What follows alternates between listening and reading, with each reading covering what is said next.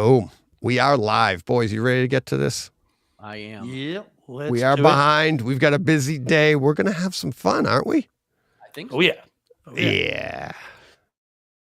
We are Brightside Home Theater.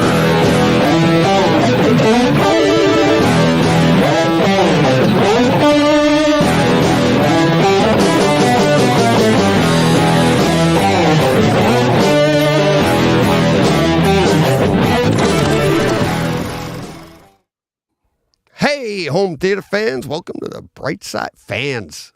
Home theater nerds, come on. Hey, home theater nerds. Welcome to the Brightside Home Theater Podcast, the home theater podcast that's all about the experiences, the sights, The sounds. The scenes. There we go.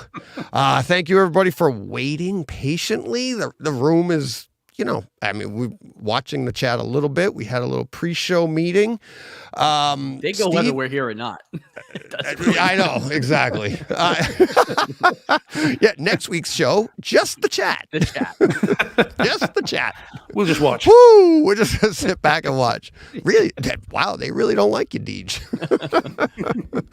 It's kind of like when you're the coach of the team or you're the guy that buys the jerseys for the team and you buy all the stuff for the hockey team. And it's like, that's the only reason you're on the team.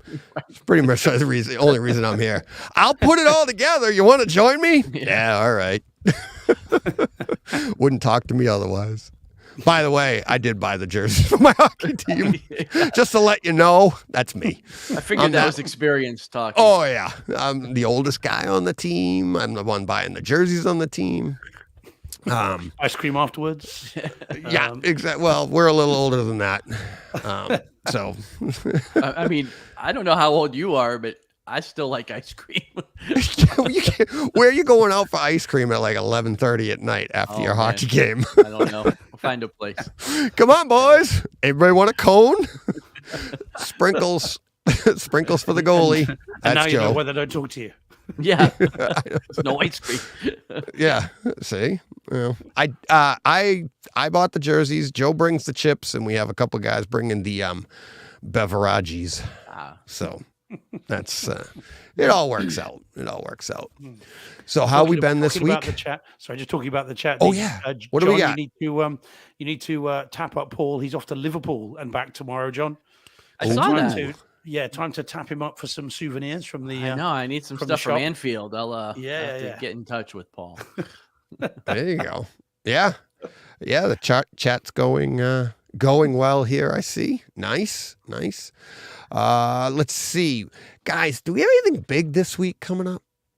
Anything? Can you think of anything that we've never done before that maybe we're doing this week? No. I feel like this is a test, but I don't know the answer. Well, we have reordered the show. We'll get to that. There you go. There's my man up in the top right. That's why he's my right-hand man. John, you've been relegated to down below. I'm the bottom man. Down there. I don't know if that's a good thing to be called, the bottom man. Oh, yeah. So it's our first ever SVS Prime Wireless Pro powered speaker pair giveaway that went for Roseanne, the Heather Abbott Foundation. And we're going to do the drawing right now. So thank you to everybody in the comments in the chat right now, because you guys are going to play a part just like you did last week.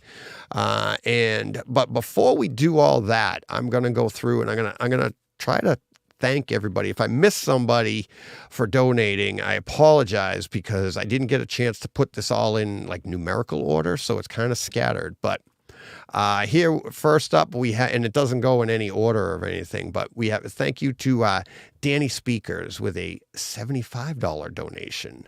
We have Joe Hostel, $25 donation. Joe again with a $20 donation because he did a box of popcorn. So one was a donation, one was a box of popcorn. Thank you very much. Mark Hader, $50. Joe Klosnick with $20. Lane Smith with $10. We have Mike Rosas coming in with $100 coming in hot. Ryan Loper, $25. David Blair, $50. Gurinder coming in with $20. Peter Slavish, $25. Oop, my screen's scrolling the wrong way. Brian Krushenk. Sorry about that, Brian. But I'm not a professional. I sat in my theater and then decided to come here and put a microphone in my face. So Brian with a Y, $25. And then we have Ilongo. I'm not even going to try to say his last name. I'm lucky I got Ilongo right, but I love Ilongo. $20. So thank you to everybody. The grand total between boxes of popcorn, between the donations, was $470. Couple that with our $200 donation, and we've given $670 to the Heather Abbott Foundation. So pretty cool. Thank you, everybody, for participating, listening, all the great comments that we got thanking us for doing a non-home theater show. So I don't know if that's a good thing or a bad thing. Exactly. And you did Is that what you guys want? in the beginning. I know, exactly. Could you get more people on more interesting than yourselves? No? More non-home theater shows, please. Yeah, exactly. And of course, thank you to SVS for stepping up. I reached out to SVS and I was just looking for ideas, maybe a donation or something. And they came in really hot with, these Prime Wireless Pro powered speaker pair for their $900, $899. You can see it on the screen. And once we do this drawing here, I'm just going to give your address to them and they're going to ship these out to you. So thank you very much to SVS. I really appreciate that. So like last week, I was going to mix it up, but I really don't know how. So like last week, let's start with a number. Give me a number between 1 and 168. 1 and 168. First number in the chat that gives me that, and then we'll go with, the next step. John, have we got our fingers crossed? John, are we going to win this time? Is it going to be you or me? My fingers are crossed, but I'm not. I'm not in it. So we're at 63. Do we go up or down? Up or down, everybody? Fingers crossed. Fingers crossed. What number have you got, John? 62. 60 is 63. Do we go up or down? Am I going? Well, Andrew Panner's gone next, and he's gone up. So he said down. Oh no, I had Stephen at says down. All right. Because you know why? He's so smart. He knows I don't want to do the math. Right. So I just go to number 63. Right. But I opened up my calculator, and we have. And the winner. Ooh. Drum roll. Anybody? I got sounders here. I'm pulling for Danny. I'm pulling for myself. So, yeah, I know who it is. I'm pretty excited for him. Very happy for him.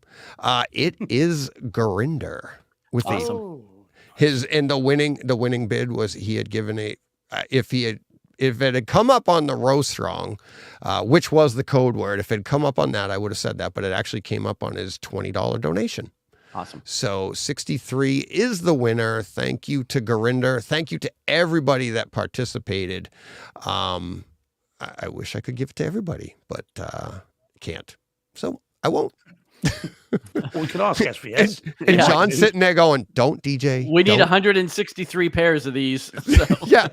And DJ would buy them if he could. Like, there goes the show. We need 165, John. So we've got one each, a pair each as well. Come on. That's right. Yeah. Let's not undersell ourselves. Yeah, exactly. So thank you to Gurinder. Thank you to everybody. And again, thank you very much to SVS. That was awesome.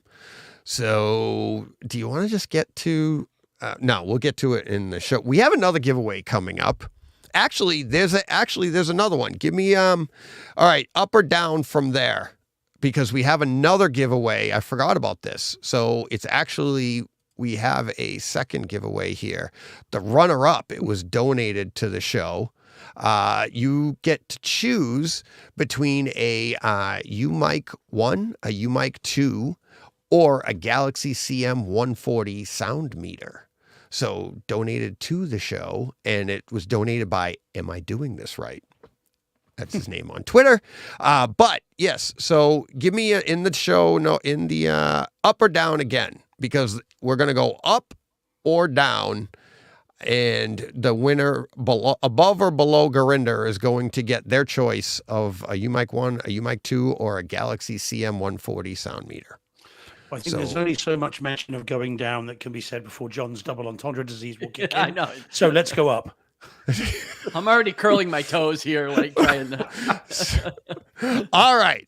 So David Blair wins with Row Strong. He's right above Gurinder at 60. So when you donated, you got 5 donations as opposed to the Row Strong. So David Blair wins, being right above Gurinder at 60. So congratulations to David Blair. Get me your information, and I will, and let me know what you want, and I will get the message to Am I Doing This Right? So David Blair won the choice of microphone, and Gurinder wins the SVS speakers. So Fantastic. all right. So that takes, Very cool. Let me highlight that so I remember. That way I don't have to go back through the show notes like I've done before. I'm like, who won what? Be like, oh. No, congratulations, fellas. That's very, very Yes. cool. Really nice kit. Yes. And, great stuff. Awesome stuff. So, all right, stop that. All right. We ready? You guys want to I've done enough talking. Why don't you make the big announcement? That's what I And- always say. Yeah, exactly. Yeah, but you only say it after the show, John. Yeah, DJ, do you ever shut up? And then we talk for an hour. Right. So, Steve, why don't you tell everybody the big news about the new format and how we're gonna go? Okay, so we're gonna change things up a little bit as we move forward, starting tonight, I think. And what we're going to do is we're gonna just change the order a little bit. So instead of doing our HT experiences towards the end of the show, we're going to move those towards the front. And then after we've done that, then presumably we'll look at tweaks, and then we'll look at listener comments and listener experiences. Yeah, 4K releases. Of Tweaks course, sorry, somewhere in there, we'll figure that out, and then what listener experiences will come at the end.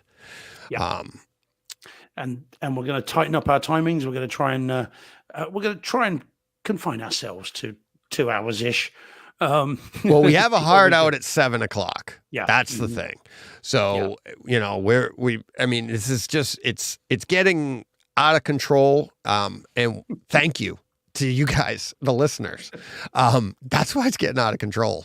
All we want to do is we're like, oh, let's do this, let's do it. But we've got to contain ourselves. Otherwise, we've already expanded to 3-hour shows. It's not unheard. With the amount of content we're getting in, we really have to contain ourselves. And with the time differences, with Steve over there, Steve's in Europe. I'm on one coast. John's in the middle. It's the fact that these two have been able to join me every week pretty consistently, has just been amazing on their part, because Steve's given up sleep. John's given up peace of mind. Just being with me. The way I look at That's this, anytime I join, honestly. Exactly. Yeah. The way I look at this is my night in the pub once a week. Right. This is my Tuesday night down the pub. Pubs close at 11-ish here. So, up till midnight. This is pub time. So it's all good for me. Yeah. Fantastic. If we actually allowed the pub beverages in I here, was gonna say I need to start bringing beer to these things. we So- did do that show, John. Oh, Just don't remember it. How much I did don't you drink? remember it well. John I doesn't. drank a lot. He had a rough day. It was gin and tonic, National Gin and Tonic Day. Is that what it was? And I By the obliged pint. myself. I've got a sounders lot. from that episode Yeah. that we can't play here because I know. We pride ourselves on being a family show. The show And started strong, but it quickly deteriorated. right. Well, it didn't help that Devolved. he started the show and said if I played certain sounders, that he would have to take a drink. So I'm left and right. I'm like, I was like, it was just pretty funny. So, It got out of control fast. So the next morning, he was like, "What happened?" He woke up, and this was back when we had to download to each other. Like, Yeah, I passed out. he literally passed out. And I didn't get, I'm sitting here at home. It's middle of the night. I'm waiting for the information. And it's like 4:00 in the morning. I finally get the email from him with his half. He woke up and didn't know what happened. Come Not on, the Joe. first time either of us has done that, but it's the first time we aired something like that. Yeah, So. it was pretty rough. I overindulged. And you've been on the Diet Coke ever since. That's right. At least on air.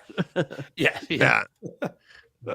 So Stephen Att says 2 hours. Wow. Actually, that works better. I got hockey and baseball games to watch too. You and me both, Steven.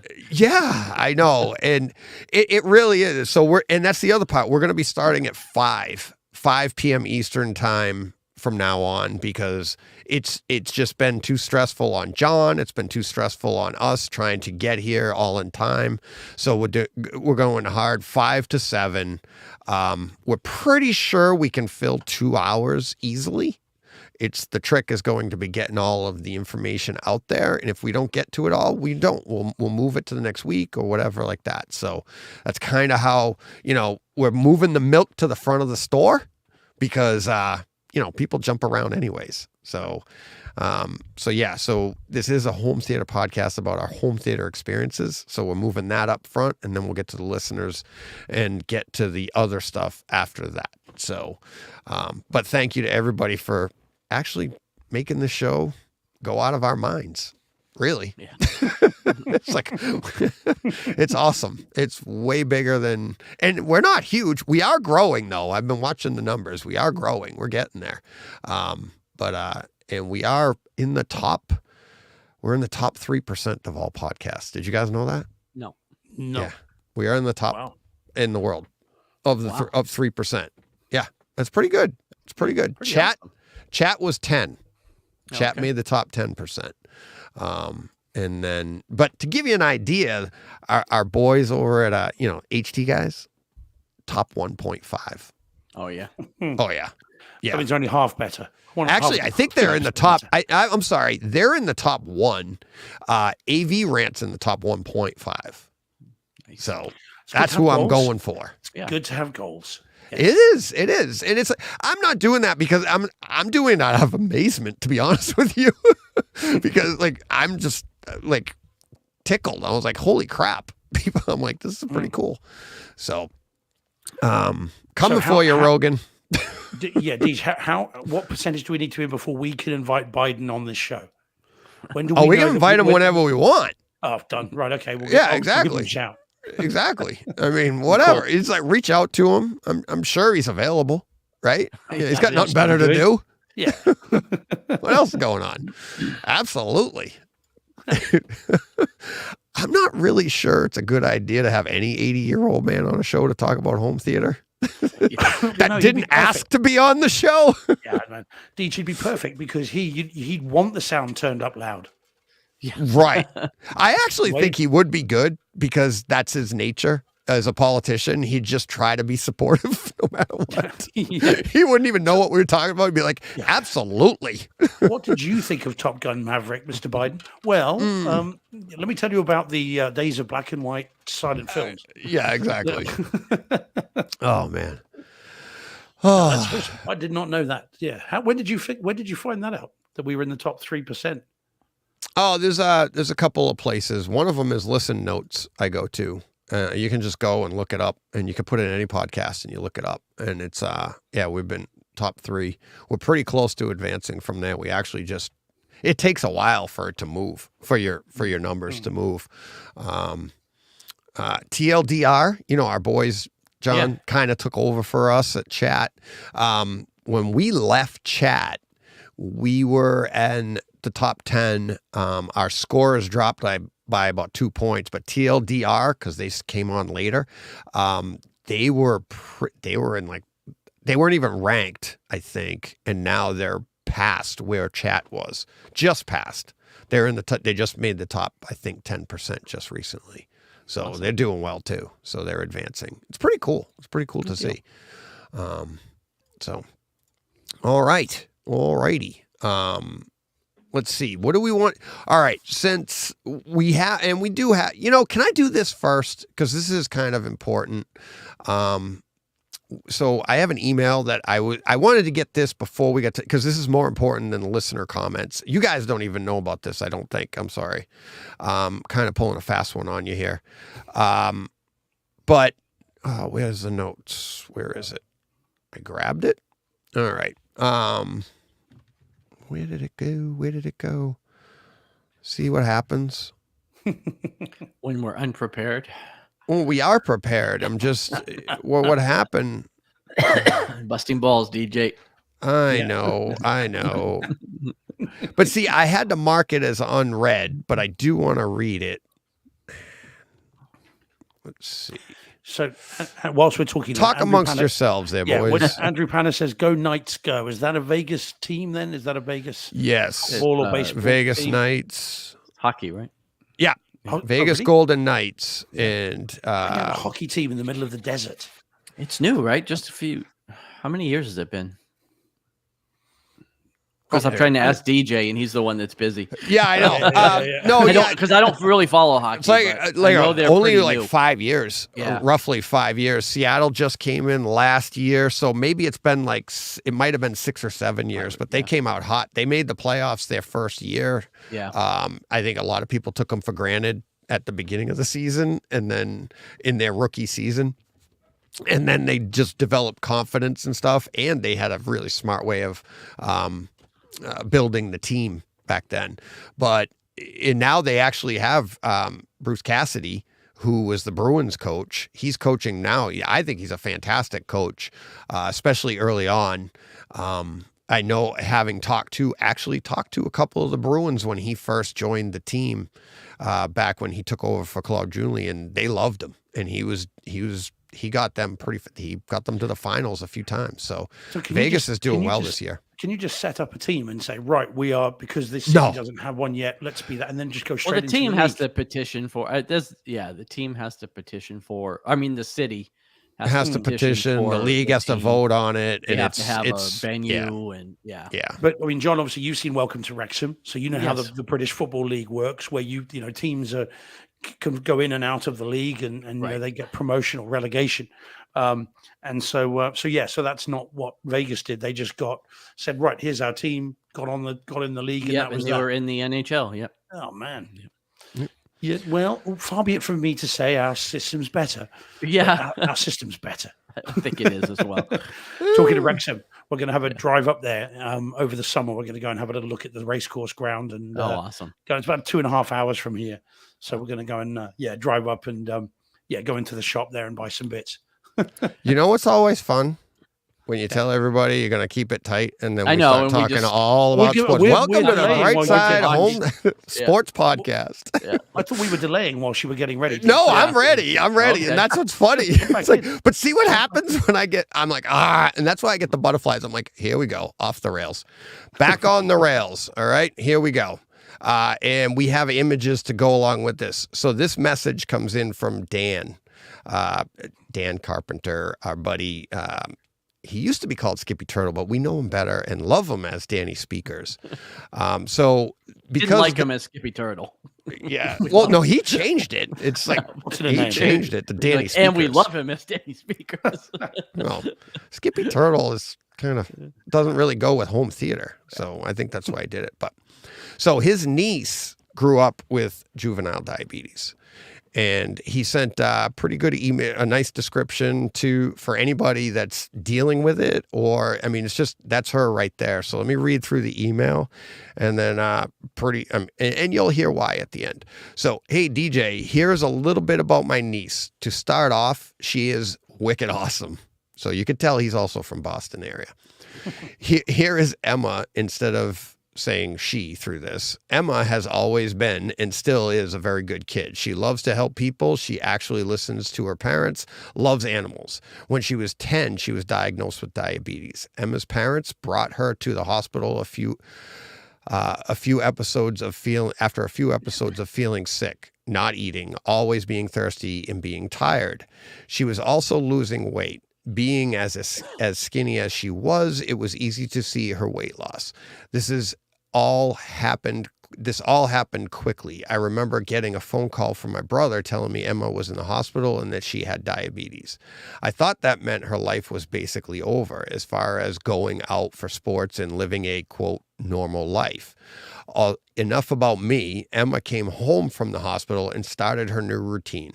Emma's mother, Shannon, did what every mother would do. Shannon would get up every few hours at night and check Emma's blood sugar and adjust as needed. At this point, Emma was already doing karate and playing softball. She had also learned how to snowboard the winter before. It took a little while for them to get everything into routine. Always have snacks on hand, insulin, water. Fast forward a few years, and she is able to do everything that she wants to do, all sports, snowboarding, running, biking, swimming, and surfing, to name a few. Outings, camping, hiking, she has no restrictions really on her life. She has an insulin pod that she wears with Bluetooth monitoring. She was on the cross-country team until she graduated last year. She was and still does on occasion teach karate to younger children. She works at a pet grooming salon, house sits, works for a landscaping, and does other odd jobs. Does she do any editing? And other odd jobs? Does she like home theater? Yeah, exactly. Sorry. Emma has a friend that has a brother that has a disease that has left him as a paraplegic. Her friend and his family do a charity hike in the Himalayas to raise awareness of this disease. Last year, Emma went on the trip. Well, of course she did. Here was their trek. Day 5, trek to Ulari to Garupani. Oh man, with all these words. Day 6, or let's just say day 6, day 7, day 8, trek. 7 to 8 hours, 7 to 8 hours, 5 to 6 hours, 7 to 8 hours, 7 to 8 hours. Day 11, 6 to 7 hours. Day 12, only 45 minutes. Oh no, that's the beginning. Then 3 hours. This fall, she will be attending University of New England in Biddeford, Maine. She is an inspiration to everyone she meets. Yeah, me, and I haven't even met her yet. She is always happy and is always looking at the bright side. I will get the link from her for a video that her friend did a couple of years ago about the disease. Sorry for it being long-winded. I actually shortened it up a lot. Oh, that was nice of you. When it comes to any of my nieces or nephews, I can just go on. And we just did. So he sent me a few more pictures, but I included a few here that you've been looking at on YouTube.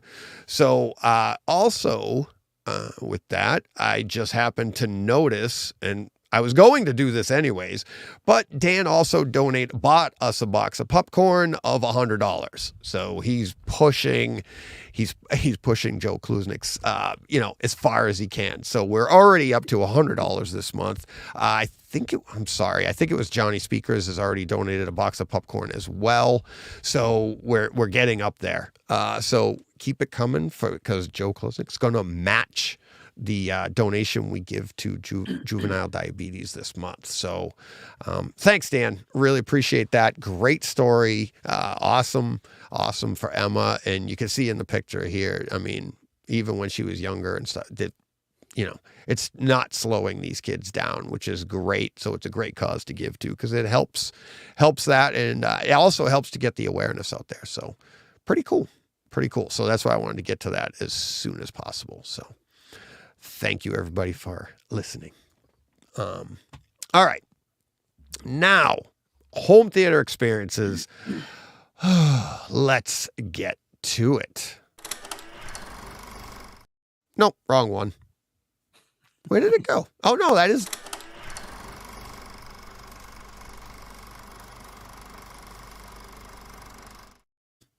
See? It's Change new. the order. Everything goes to the box. Everything just goes. Change the order, change the world. Yeah. All right. Who wants to go first?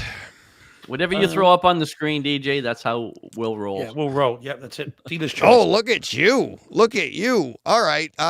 Let's lead off with this bad boy.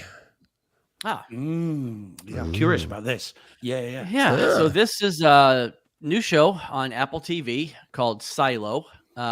Streams in 4K HDR, Dolby Vision, Dolby Atmos, just like everything on Apple TV. Apple Yep. TV.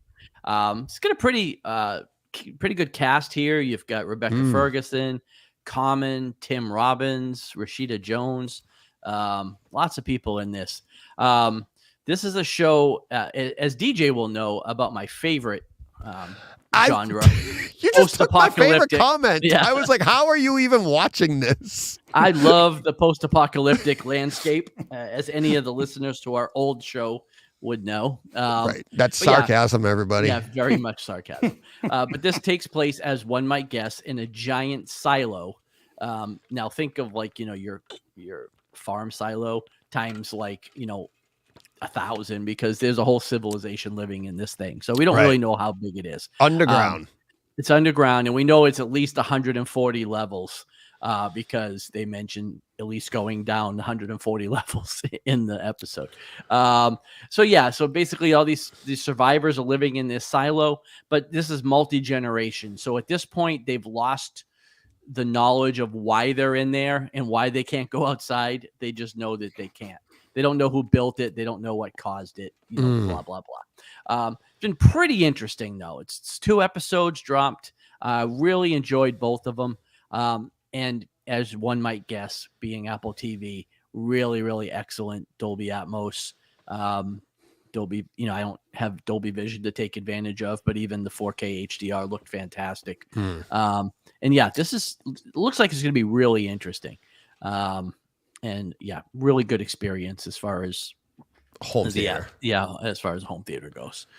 So, yeah, I watched it as well. So far, only 2. I mean, there's going to be probably 8 or 10 for the first season. And it's a mystery box show, isn't it? It's kind of what has happened and why, or is it more about kind of what's going on in relationships? In a way, like, there's something, there's a conspiracy that's happening inside the silo to keep people inside. We don't know why at this point. They all believe that it is not safe to go outside, that it's toxic. And we don't know if that's the truth or not. We don't really know if that's 2 the episodes truth or not, but we're to assume that it's not the truth. That they are able to go outside, because that's what they're trying to figure out. They're trying to unravel, what caused this, why they're being, kept inside. So yes, it is a mystery developing. And yeah, like I said, it's been pretty intriguing. I would say you watched just the first episode, DJ? I've watched 2. I watched both episodes. Okay. Yeah. And it's what I noticed, and what's kind of fun about it is it's at first blush, you're not like, wow, it's not super dynamic sound from the Atmos track. But what is kind of cool, because it's more of a drama. It's not an action movie or anything like that, or a show, I mean. But because they're in the silo, there's air filtration. Right. And almost every scene, inside a room or something where it's kind of quiet, you can hear it's the blower over your head. It's pretty cool. And it's like, I didn't notice it at first, but then I couldn't stop paying attention to it. And it was like more often than not, I'm like, there it is. That's pretty cool. Yeah. Yeah. It's not there's not the explosions and gunfire, it's not all of that, but it's ambient sound. Yeah. But there's a lot of it.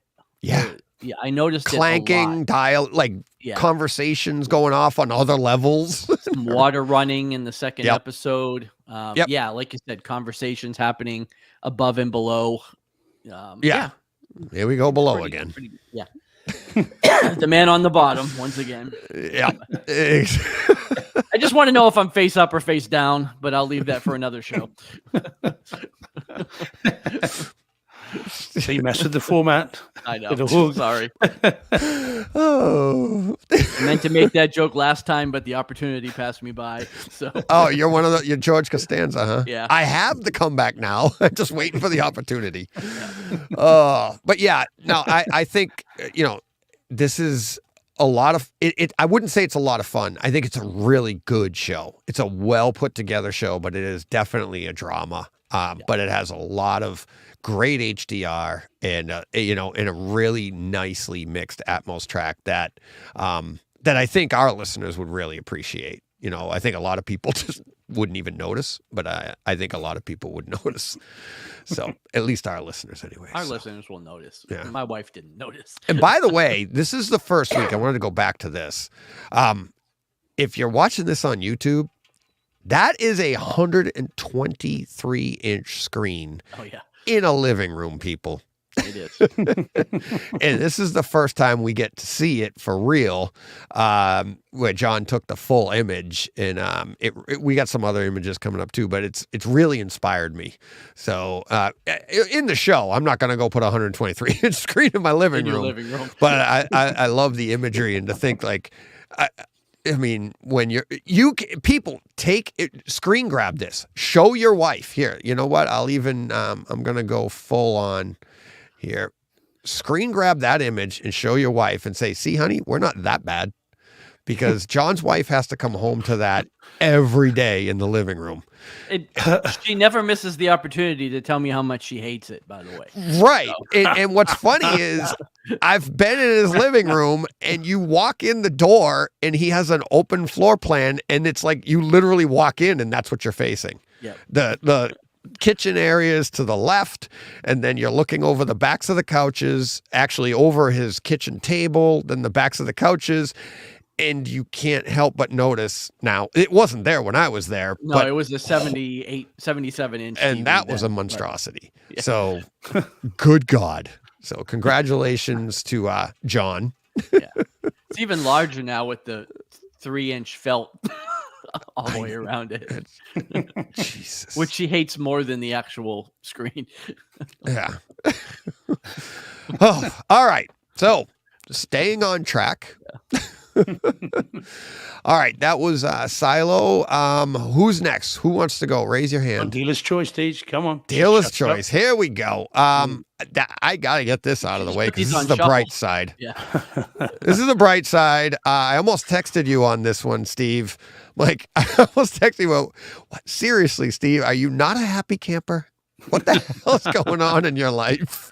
It's like a very 70s movie. Is this a Week 70s after movie? week. 1980. Okay. This was. Yeah. Okay. So for those not watching on YouTube, this is the 4K release of Cannibal Holocaust, which is another one in my occasional series of the 70s and 80s video nasties. We did I Spit on Your Grave, 1978. We did Texas Chainsaw Massacre, and now we're doing this. And this was a first watch for me. I'd never seen this before. I'd never heard of it until you I'm put surprised. it in the notes. What about you, John? What No, about you? I had neither. I'm Okay, not and yet- familiar with this movie. And yet this is a notorious movie Yeah. with all the controversy you'd expect with a name like that, and then some. And I had heard of it because it was not just banned here; it was burn it with fire. It was it's directed by an Italian chap, John. So you would obviously I'm already in. be happy Yeah. with that. But he released it in Italy. Just very quick, because this is a great story. He so the guy makes films. He was called Ruggero Deodato. His name is, and he makes this film, directs the film. He then gets a call one night from oh God, what's his face? The very famous Italian horror director, who basically Dario says, Argento? that's it. Yes. So he says, come around and show me the film. And he sees the film and he says to him, I love the movie, but what have you done? And said, the world will hate you for this. Oh, And it was banned in Italy after 3 weeks. And it was banned in the US for a long period of time as well, years and years and years. I think it was 5-6 years. Wow. So anyway, so now it's out in 4K. The reason I got it is because it was very cheap at a local shop that I went to. And I'd heard about it. I knew about the notoriety of it and the infamy of this film. And I thought for £15, it's worth a go. It's 4K. I'd read a review say it looked good. So first watch for me. What to say about it? What I'd say is, by the way, the title has very little to do with the film. It is a deliberately inflammatory title. That the H word is there to inflame. It's not there because that actually happens. There is, of course, cannibalism in it, but there's not the H word. All right, so that's just to create court controversy. So anyway, so the film itself was nowhere near, in terms of the cannibalism and that stuff, nowhere near as violent as I'd been led to believe. I thought it was going to be a tough watch, and I'd been told, actually it's hard to even eat food before or after. You just wouldn't feel up to it, and yet it's not that bad. If either of you seen Eli Roth's Green Inferno, have you seen that? That's a film that's heavily influenced by this, but that's a more modern and way more graphic. I've heard of that one, but Yeah, I don't think I've seen it. Way more graphic than this is in terms of the cannibalist stuff. That's really pushing the limits. So that's not bad. But what is very difficult about this film, and I'll mention it now because I suspect it'll mean, Deej, you are never going to want to see this film as long as you live. So don't. I mean, there's no point in me recommending it to you. It's going to make me want to watch it. Well, the problem. Pretty is, sure those guys, are my two least favorite words in the English language. Yeah, well, quite. But if I tell you that what made this film, in not just the subject matter about the cannibalism, but what made it so controversial, is that there are a number of occasions in this film. It's a American film crew going to the jungle and encounter cannibals and that sort of stuff. There are several occasions, I think about 6, in which animals are killed, and they were killed for real. Oh. And you're talking about a turtle, you're talking about monkeys, you're talking about pigs, and it was done. Okay, this is a bright side. Can we get to the home theater part of it, please? Yeah. So but this is why I say I saw it. You're never going to want to see it, Deej. John, see it if it's cheap and you're in the mood one day. But it's an mood. What mood is that exactly? Well, Not to go on a tangent, but for the love of God. But it's what it is an important film for horror completists, because it did. Right. It's notorious for that. But that's only for completists. No one else need ever see this film. Home theater wise, this was shot on a shoestring budget. This was just next to nothing, and yet the image quality is really something. They've done some real work on this. So you get the forest stuff with all the greens and the light. The skies are beautiful and blue. The clouds are fluffy and white.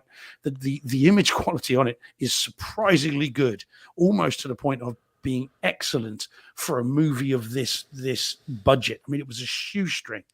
The sound is 2-channel stereo. Now I upmixed it to Neural X for what it's worth, and actually there is some jungle noise and stuff in the back. You talk about ambient sound. There was some, there's some wind in the rears. There is some kind of some noise and stuff like that. But it's all very, very, front focused. So, John, you got nothing for wind in the rears? Wind in the rears, yes, indeed. Come on, buddy. Wind out of the rears, I know. Yeah. Well, quite. So I don't recommend it, guys. I can't, in good conscience, recommend it. I'm glad I've seen it, and it'll stay in the collection because it's an important film. But only horror completists need apply for this. Otherwise, most people, I think, will detest it, and honestly, probably rightly so, because it is a tough watch, not for the cannibalism, but for the animals, which is very tough to watch. Yeah, but there it is. Don't say you weren't warned. Anyone that does want to see it, it is available cheaply. That's all I'm saying. Yep. So there we go. And okay, I'm glad we got that out of the way. Very interesting, though. I had no idea what that. And when I saw you had that in the notes and the image and everything, I was like, oh boy. Yeah, I wasn't aware of this film at all, so I'm glad to have at least heard that. Yeah, story. well, like I said, it's a video nasty era. That's where it's from, and it's very much in that vein, if you'll forgive the expression. All right, let me get that. What you got, DJ, to cleanse the palate there? Oh, come on, I can go. We're going to take a hard left off of that. We're going to brighten things up a bit with Star Wars from 1977. Can we talk about this again? Yeah. Yeah. Well, but this, we did have Star Wars Day, boys. And I noticed in the notes, we have no surprises coming up from you guys on what you did on Star Wars I Day. didn't watch a single thing Star Wars on Star Wars Day. Yeah, And you were actually off that day too, weren't you, John? I was, yeah, but I was catching up on all the other stuff that we hadn't watched. Right. So. Nope. I fired up the Zapedi. This is the image that you would get on my Zapedi anyways. And what's really cool is this top part here above the title is actually action. So I took a few pictures, but that was the best one of the picture that I had. And then the scroll or whatever you want to call it, tells you all about how it was made, meaning the Star Wars. It's a 4K rendering of the original. This is that the despecialized, right? the despecialized, yes. 4K 77, that's called, a whole bunch of things. If you notice on YouTube here, I have it download in 4K. It's in gray because it is kind of on the gray market. You have to know somebody to get it, or you can download it offline. When I first got my Zapiti, Nelson actually sent me this. He sent me up a hard drive, and he sent me this with, I think, Empire was on it, Jedi was on it, the originals. So those are all on my Zapiti, and yeah, you have to, like when we put in like even a new, the best example was probably the first time was Karate Kid in 4K. And at the very beginning, you get that grain because it's not a modern version. But once you get used to it, you're like, oh yeah, okay, this is pretty good. This is nothing like that. No, this is like, it's heavy grain and it's inconsistent because they edit the way they had to piece it together. For instance, the scene when R2 and 3PO first, land in the desert there, super grainy. I mean, it's just like chunky chunks of grain. But then there are some scenes that look really nice, and it's fun when you get to the parts with Han Solo, when they first meet Han Solo and stuff, and there's no McClunky, and he shoots first, and there's no, it just smoothly goes along, and there's no segue into Jabba the Hutt. Going through Mos Eisley for the first time.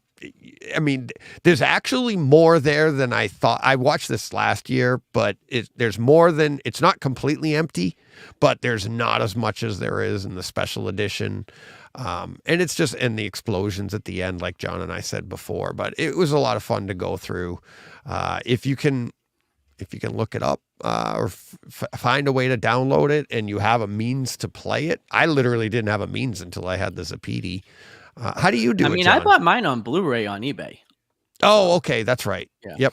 You're right. I've got Blu-ray copies of it. I don't know if you can still get them on eBay. I think you can get them on Etsy, maybe. Yeah. It's but floating yeah, around. Yeah, it's out there. And I paid a chunk for the three of them. I mean, I say a chunk, maybe $50, $60. It's not that much. But I don't know. I think I haven't watched them in a while. I actually just got them back today from my son because he's had them for about a year. So yeah, because I told him I wanted to watch them again. And the audio is pretty good too. Yeah, it is pretty good. It's especially when we upmix it. Systems now are so good at doing that, anyways. But it is and it all came up. It came up as this one. The download came up as a 4K. It's putting out 4K. It is DTS Master Audio. That's what came up on my receiver. So it's legit. It's just kind of Frankenstein together. We do deserve it a full real restoration, but this is what we have for now. And then it's pretty good. Pretty good. So that was my Star Wars day. Do you ever, just out of interest, do you ever click on like A New Hope? And does the Zapiti or the Kaleidoscope go again? Really? Or does it just play it? I'm just wondering if sooner or later we're going to get AI. Crosses its arms and refuses. Yeah, this AI is going to be like, no, DJ, you've had enough of this. Nope. No.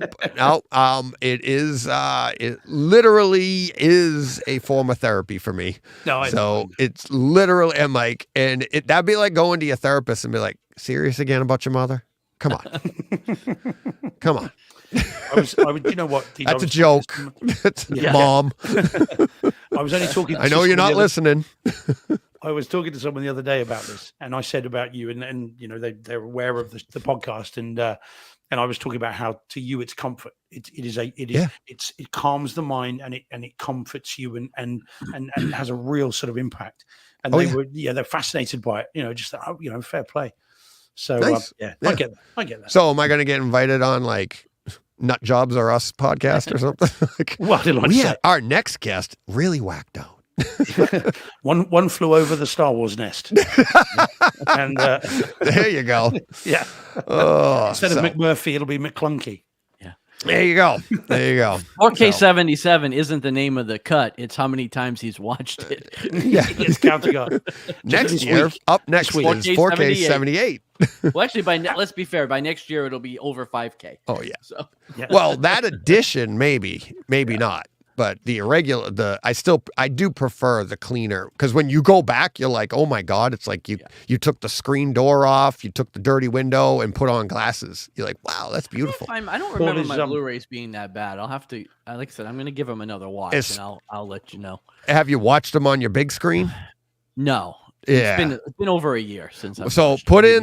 in 77, watch that on the big screen. Yeah. And then go back and throw in the newest, especially the open, when you see how shiny R2 is and how beautiful everything looks. And the detail on Vader. Like, you could see like fingerprints on Vader now, whereas the old one, you're just like, oh, that looks great. Because that's what they dealt with. Paul is asking in chat which one is the best. Is it the despecialized 4K77 or the silver screen edition? Which one's best? I have despecialized. It's the only one I can speak about because This one is this one here happens to be the silver screen edition. But as I think silver screen and 4K, I thought were the same. Yeah. If they're not, it's because they are both in 4K. And if you read the description on this one, it actually says silver screen edition. So yeah, but it's which one is best? I would just say they're all. I don't really think you can quantify it because they're all just fan fiction for all intents and purposes, right? It's a Frankenstein version, so. Quick number, Deej, so we don't get off topic, but a quick number, right? Best guess. How many times have you seen A New Hope? Oh, I can't even. I wouldn't even be lying if I said. No, I don't think more than. I'll ask you in a second, John. I don't think more than 500. No, I don't think more than that. That would be. I'm at a couple hundred though, for sure. Easily. I've seen it multiple times every year. The 80s were brutal because it was on HBO like every day. Every day. Yeah. Mm-hmm. So I might be over 500 if you think about it that way. I don't think I'm near that, but I've seen it a couple hundred times at least. Yeah, it's got to be one of the films I've seen the most. But it would be over 100 times, but I couldn't. Yeah, I don't think I could put a number on it. Just to give you an idea, and I mean, I know I've seen it more than this, but like Springsteen, for instance, I've seen him live. I lost count in the 40s, and I just stopped tracking. So to track Star Wars, forget it. And that's not because like with Springsteen, it's because anytime he'd come to town or anywhere, people would just, DJ, you want to go? Want to go? And I'm like, oh, I've seen him so many times. All right, let's go. And then I come home, I'm like, how could I not go to that? And people like to see me go crazy. So in the chat, John, about your room, here we go. Nice, from Mark V. Oh, nice. Paul Hurt, very nice. Blue Wave, nice job, John. Andrew Panna, very cool, John. Well done. Yeah, and the next one? What about the next one, Deej? What, this one? Yeah. I'm blind. That is a good one. That would be good. Yeah. I'm gonna get a giant piece of art and just hang it. There you go. All right. Who wants to go next? You ready? Deej's choice. All right. I would actually. Boom. All right. So this comes from my buddy Mark V. Sent me a recommendation for this movie a while back, but I wasn't able to find it streaming, and then all of a sudden it popped up on Paramount Plus. Nice. This is called Shaolin Soccer. I think he recommended it to me right after we watched Ip Man 1. And this combines two things I really love, and that is martial arts and soccer, football, to be proper. So this is on, like I said, Paramount Plus. It's just streaming in HD 5.1. There's nothing special about it as far as the quality goes. And I was warned by Mark prior to watching this movie. But this is a movie, I'll tell you. Has anybody seen this besides me? Steve, have you seen it? I've seen bits of it. Yeah, it is not great. It is not great, but it is really entertaining. It's pretty bad acting. Now, Mark suggested he said there's a couple of versions of this, and I should watch the original Chinese or Cantonese, whatever it is, cut with the English dub, and that's what I got. So I'm not sure if I got the version that he wanted me to see, but this was I'm assuming Chinese and dubbed into English.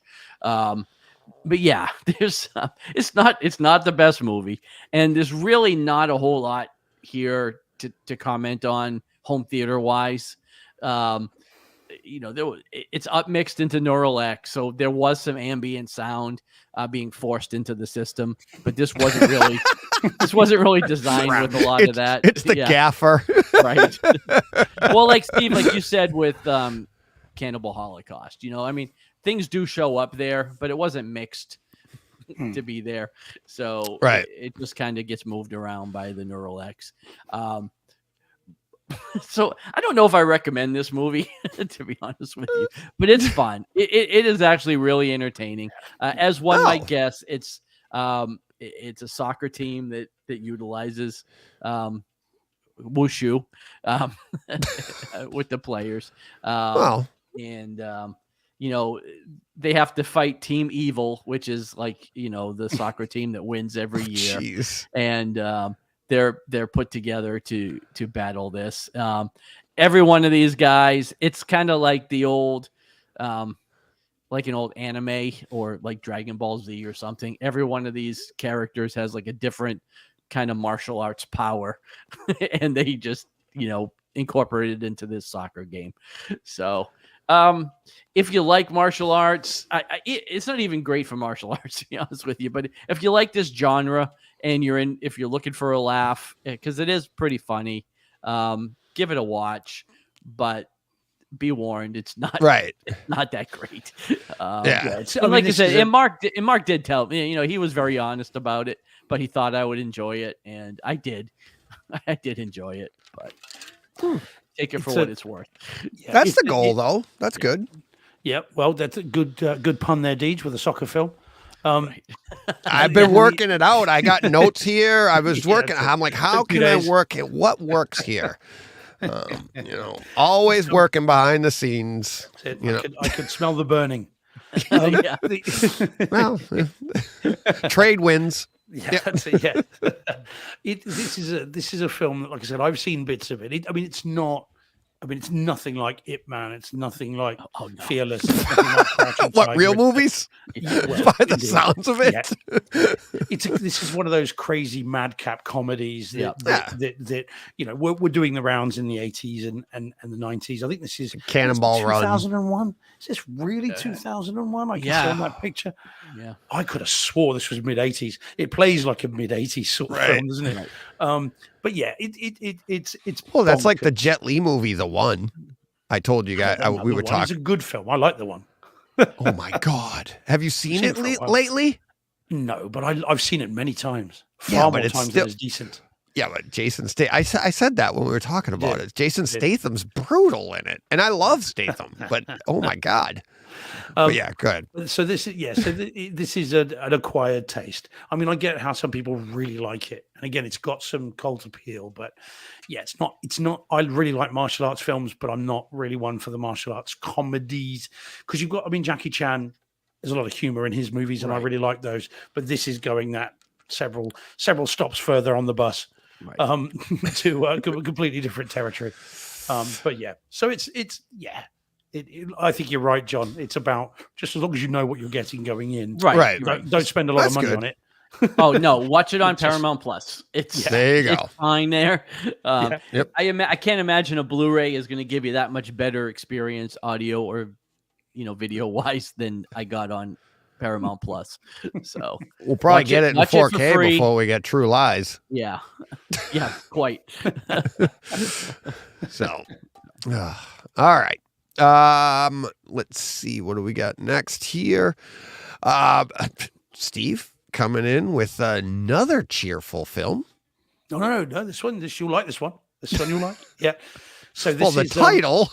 yeah, but it's not. It's an action. I know. Thing. Yeah, it's good. I know. So this is a film called A Lonely Place to Die.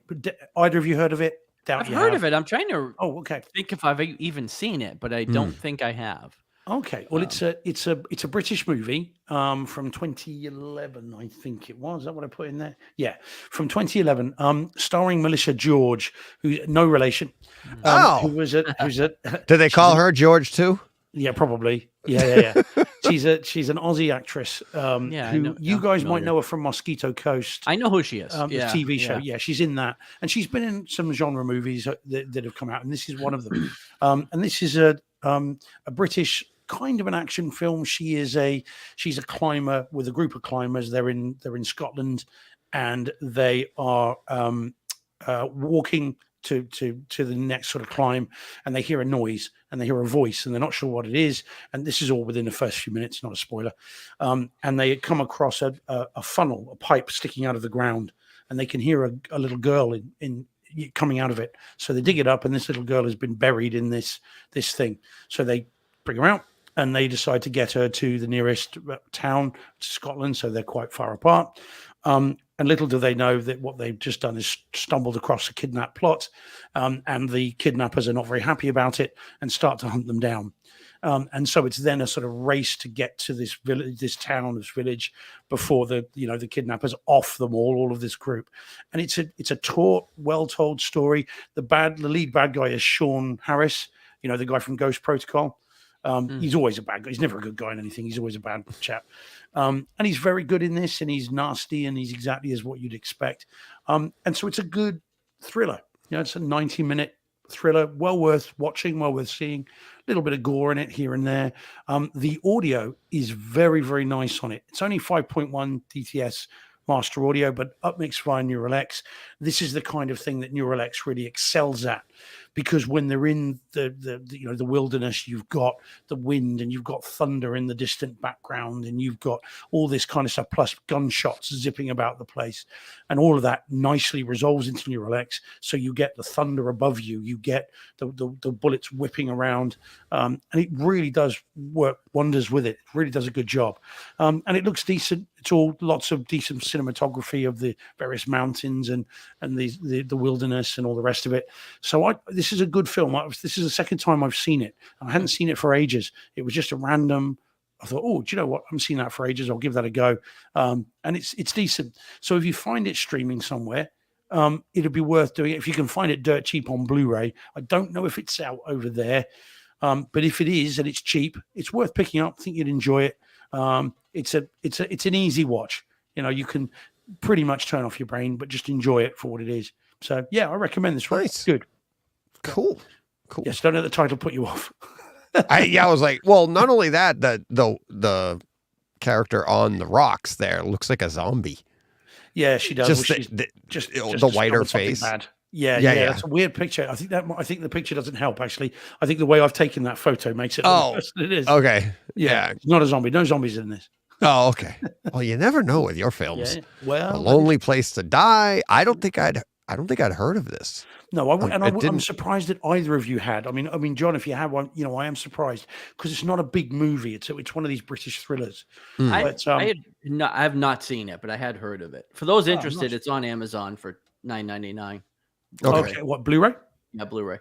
Oh, well, nice. It'd be worth it for that. That would be a decent kind of evening's entertainment. And it looks like it's streaming on Amazon Prime for free. So, well, give it a go, guys. Yeah. Anyone there you go. Give it a whirl. Let me know what you think. Nice. All right. All righty. Let's see. What do we want to get to next? We only have a couple left here. John, you want to go to the movies? I do. All right. Guardians of the Galaxy Volume 3, now playing in theaters. John and I have been lucky enough to see it already. Steve has not, so there will be no spoilers this week. But hopefully next week we will have some spoiler talk at the end of the show. We'll wrap up the show and we'll end with that. But John, what did you think of it? So I didn't love it as much as the rest of the world apparently loves it. To listen to the chatter out there, this is the best movie that Marvel's done since Endgame. I liked this movie. I didn't think it was like all that. I still think Guardians 1 is a better film. I think I like this one slightly more than 2. This one has a lot more feels to it, as you might guess from the end of the trilogy. But there's a sequence in this movie that I very much disliked, and I think that's what puts me off slightly. But that's a but good overall, tease for the spoiler talk. But overall, very, very, very entertaining. Like I said, it has all the emotions that you would want it to have in kind of all the right places. And this, like we always say, this should be a fantastic home theater experience. Like the other two, it's got the soundtrack, it's got the visuals. I think it's going to be fantastic at home. But yeah, very, very enjoyable, but it fell a little bit short for me, as opposed to I guess everybody else in the world who thinks it's a masterpiece. I don't quite think it's a masterpiece, but I thought it was very entertaining. So, DJ, it looks like you saw it twice. Am I right? No, I wanted to. Oh, okay. It was in the notes twice, so that's why I thought. Did I put it? No. You're seeing something else. But I'm going to see. You and I had this. We've had this discussion for years, ever since the first one came out. You've loved the first one. Yes, one of my top 3. So correct. It's a high bar for me, anyways. Right, and it was pretty low. Not pretty low. It wasn't that high for me. It was still one of my top movies in the MCU, but it didn't crack the top 3 like it did for you. This movie has actually elevated 1 for me. I thoroughly enjoyed this. I can't wait to talk to you when we get to spoilers next week about what the sequence was that you didn't like. I'm sure I don't think I'll disagree with you but I want to save it for next week. But I just thought that the writing, the ride that you go on through this, there's a lot to it for a third installment that is definitely better than the second one. And I really enjoyed the second one too. Not as much as the first, but this one here is the best of the 3 for me. Like you, I'm not sure I would go as far as to say it's the best thing since Endgame. Because we've got some pretty good competition there with No Way Home. I really did enjoy Ant-Man. The only thing since Endgame that is competition is No Way Home, because everything else falls very far short. Well, of that. I loved Love and Thunder. When experiencing them in the theaters, I thought Multiverse of Madness I thought was a lot of fun. I try to come in to each of these, without the expectations of the previous 3 to 4 phases, and just come in because it's a really unfair ranking because there's just so many movies, and I never think of any of these movies as masterpieces anyways. They're comic book movies, right? And but this one, like you said, John, home theater wise, it's going to be great. I think it's going to be great. I think it's going to be up there for HDR with Ant-Man and the Wasp: Quantumania, and with Multiverse of Madness, and with Thor: Love and. I mean, look at the movies they've had coming out lately, and the way they're shooting them, and the colors and the colorfulness, and all of the. Just go down the line, and even going back to No Way Home, and you think of those scenes in the color, the HDR. It's like these things are. I think they're nailing it there. And then people have their issues with the sound. I don't. Not every movie has to be Lucy. So I really enjoy these tracks, and I'm expecting the same out of this one. So can't wait for Steve to see it, and then we'll be able to I think it'll be a fun spoiler chat next week at the end of the show. So I will do what I can to see it this week. I do want to see it, and I'm slightly worried again, though, guys. I mean, maybe without spoiling it, you can allay my fears. James Gunn has been putting up a lot of stuff on Twitter, a lot of videos, and all of it looked like animals have been experimented on and things like that, which I'm a little bit reticent about. Well, that is very much a sub theme. well, I don't think that's a spoiler. That's Rocket. Yeah, right. That's Rocket. Yeah, but that's no, been but a it looks theme like through they're the first two But movies. yes, there's more than just Rocket. Yeah, Oh, yeah. pictures of animals with kind of Yes. metal legs and that all. Yep. That slightly kind of unnerves me a little bit. I mean, there's no overt cruelty, or I do hope. No. Nope. I will say this though. The first comment, I saw this with my son, my daughter, and my son-in-law, and the first comment that my son-in-law said as soon as we got up to walk out, he's like, "That is the most violent MCU movie I've seen." And I take it back. There is some cruelty. there's a lot. Yeah, And that takes place with the my animals. daughter. My daughter could not stop crying. It is very geez. emotional to pull at you. And I'll tell you what my response to my son-in-law was, yeah, when you go John Wick, it's going to get violent. And it's basically the MCU version. It's like, because Okay. so I would think if you're bringing a kid to this that isn't 13, you might want to think twice. I don't think I would have a problem taking a 13-year-old, but I also understand why people would not want to take a 13-year-old to this. Right, John? Yeah, agree? yeah, I do agree. Yeah, Okay. That's It's- worth knowing. I guess the thing that makes it palatable is they're all CGI. CGI animals. Yeah. I mean, there's no. But they really pull at the heartstrings, though. They do. No, they do. Oh my They God. do. But It's- I mean, I no animal form ironically, harm. I didn't cry at all in this. Did you, John? Did you get No. choked up?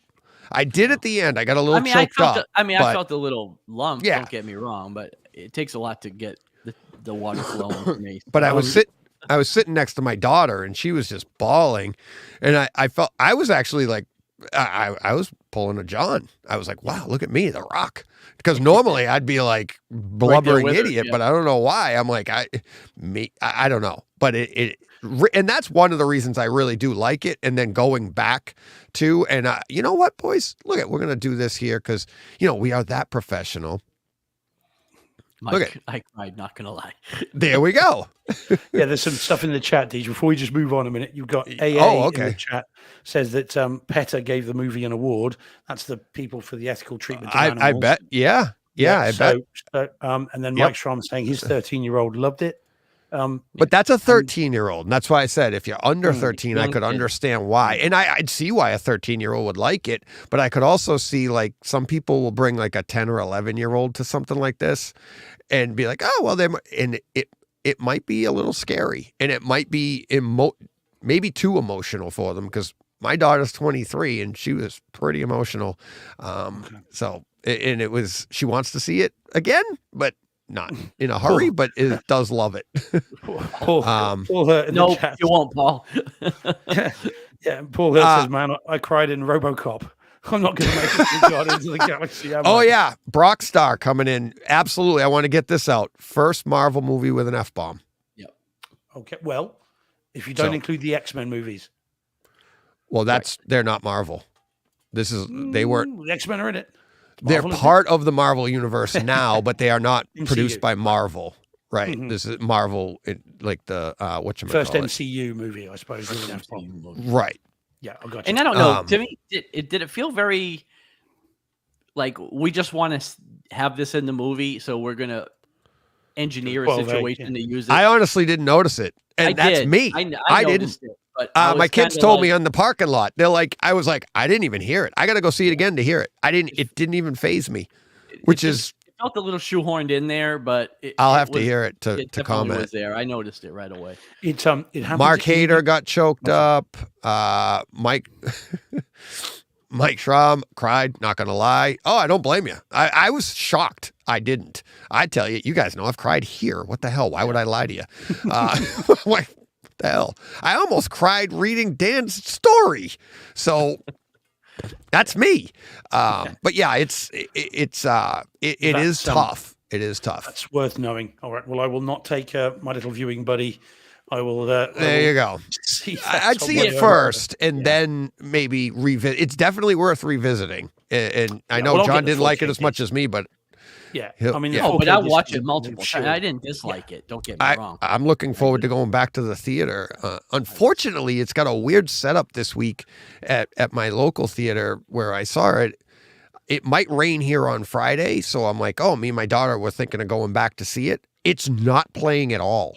Really? They have a bunch of other, no, sorry, but crap they're just featuring because of some special day or something. Oh, But I'm I was like, gonna say because that seems like odd. Star It's Wars making Day? all the on money. a Friday, you're going to miss out on how many people want to re-see this or see it for the first time after hearing all the talk, and you're going to take a weekend off from this. I was like, that wasn't Seems cool. odd. Yeah. Yeah, I didn't like that at all. But like I said, I was so taken aback by it. I threw, Guardians of the Galaxy on the Kaleidoscape 4K HDR Dolby Atmos. I've talked about it in the past. I think I did a whole show on it, and the story itself, so much more. I highly recommend. It's a great home theater experience. The music, the surround sound, the bass, it does have that kind of feel like everybody's saying, what do they call it? Atmos. It's maybe not as bass heavy as people would like, but I still find it like once you're into these movies, I love it. There's a couple of dated lines in there. I won't say what it is, but at 1845, I don't think that line would play today. You guys can go and look for you. Oh yeah. We'll see. Yeah. Yeah. And Can't go, think of what it would be. it's Rocket yells something Okay. that you'll see it and hear it and go, oh yeah, that might not play. Let's see. 25 minutes and 20 seconds. The Hooked on a Feeling comes on. I put it in the notes. I had to because I was literally singing in my theater at the top of my lungs. Yeah, which is great because I'm at reference level, so I really couldn't hear myself. So that myself out. yeah, I drowned myself out. 33:45. Nebula walks off. She walks across. She's talking with Thanos. There's a meeting in the movie. Now this is all Guardians. This isn't spoilers for Guardians 3, but this is all from Guardians, which we've seen. 33:45, Nebula's talking and she walks across the screen to the left and she walks over and just walks off screen and you can hear a voice go off the screen. It's really cool. Really cool. What's the matter? Andrew in the chat. Yeah. Last comment. Oh, let me see. There we go. I did get choked up. The missus turned around. Nice. That's awesome. Oh, that's great. At 58 minutes and 50 seconds. Oh, I'm sorry. At 35 minutes and 15 seconds, the escape scene. This is the one I talked about. Rich Keefe used this when we set up his theater and one of his first scenes he wanted to play. So this is a great demo scene. Lots of stuff flying around the room because they're floating around. And then that's pretty cool too because you have that probably the first time we see Rocket on the back of Groot and he's like, oh yeah. And it's like really cool scene. But yeah, so much fun with this and what's fun about going back through the older phases like this, there's so many Easter eggs, which, from like, if you've ever done any storytelling, it's like some of them were on purpose and then others weren't. They're just like, how can we write this into a movie and stuff? And really, I don't want to spoil anything from 3, but it's definitely worth revisiting. I'm going to be doing Guardians 2, maybe this week, maybe next week, but seeing Guardians 3 really, really just, it elevated Guardians 1 for me a lot. So really enjoyed that, and it's a great home theater experience to boot. So does the Kaleidoscape version switch ratios, Deej, like the 3D version does on the Blu-ray? No.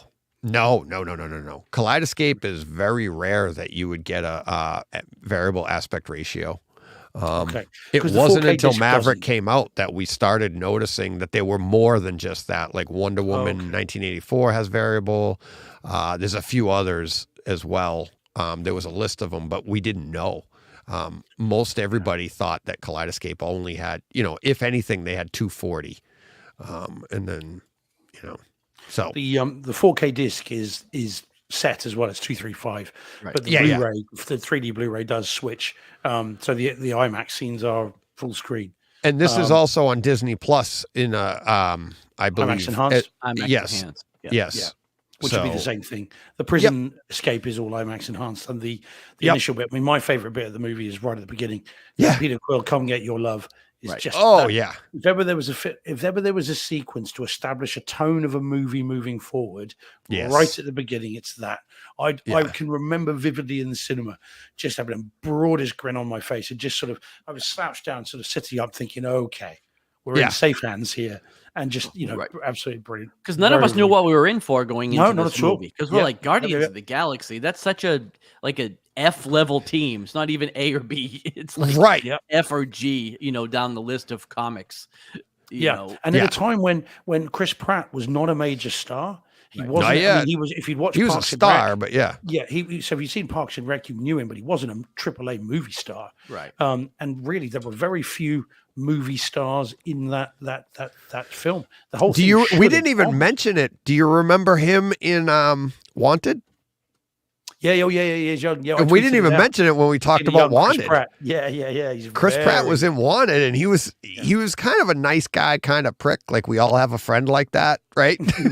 Yeah. He was doing some fairly unpleasant things with the main character's girlfriend. Right, but he wasn't even being secret about it. He was just like, "This guy's being guys," and you're like, Yeah.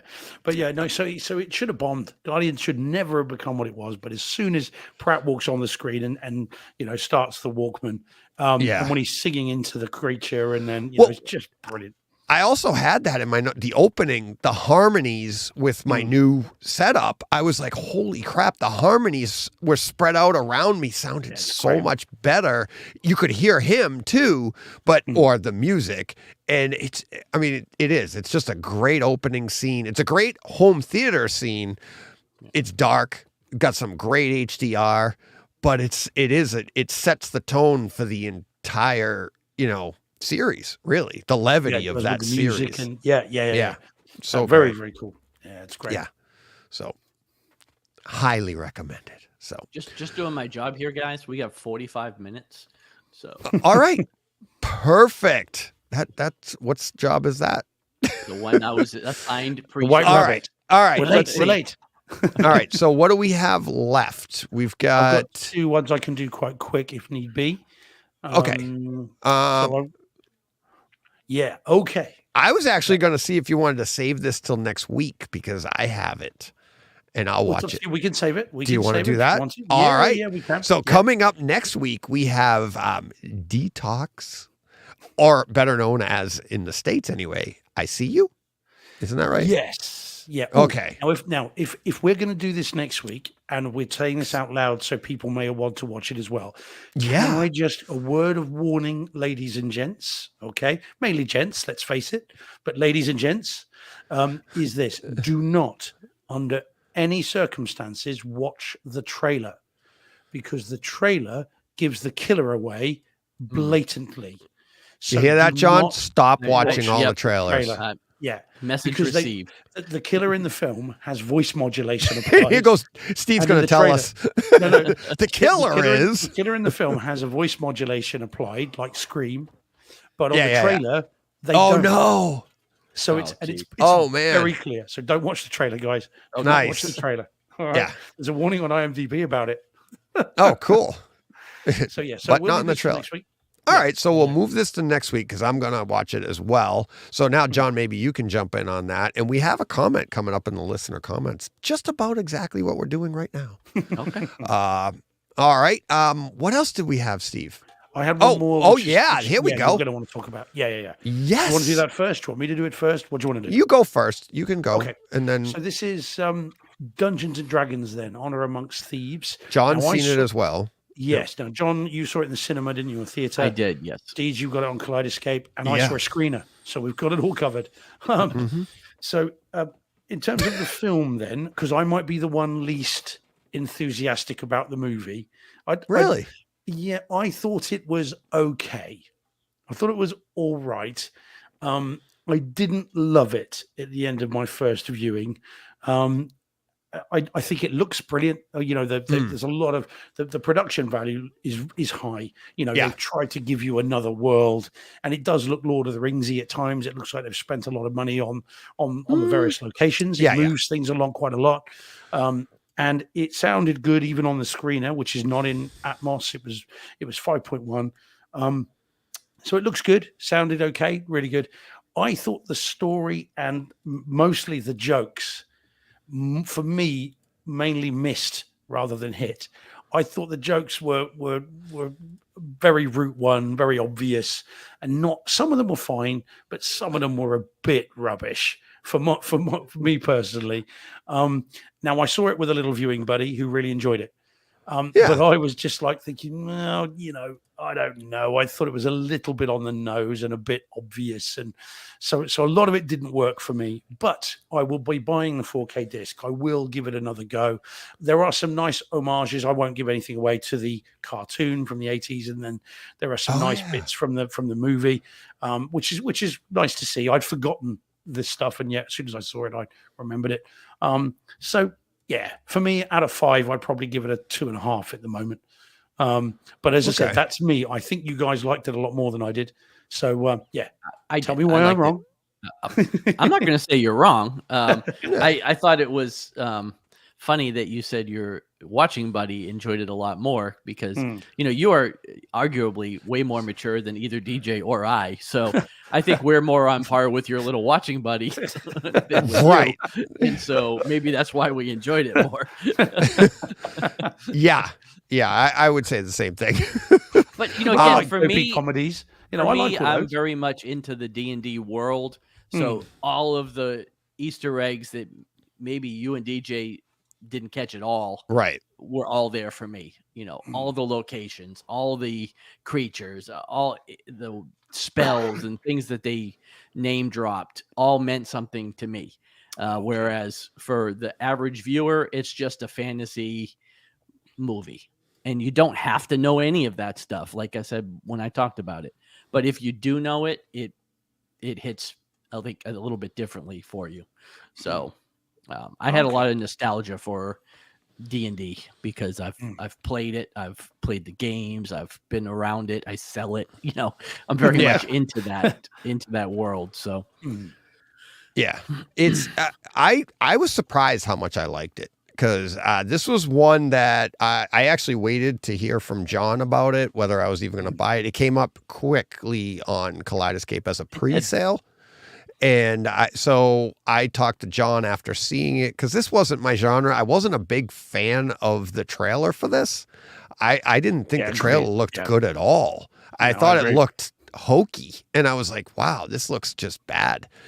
And then John had seen it, and I liked what he had to say about it. So I was like, all right. So I bought it on the pre-sale, and then it was literally last Tuesday. It showed up on my Kaleidoscape that morning as a surprise, and I was like, oh, all right. So I started watching it, and I was enjoying it. And I'm like I said in the show last week, I couldn't wait to get to the rest of it, and it really was, a lot of fun.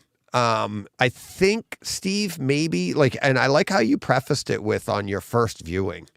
And because most people say that after they've had 2 or 3 and they go, oh, my first one, I didn't like it, but you know yourself well enough that when you come back afterwards, and I think when you get the 4K, I think when you get the surround, the Atmos track, I think you'll be like, okay, it gets you a little bit more invested.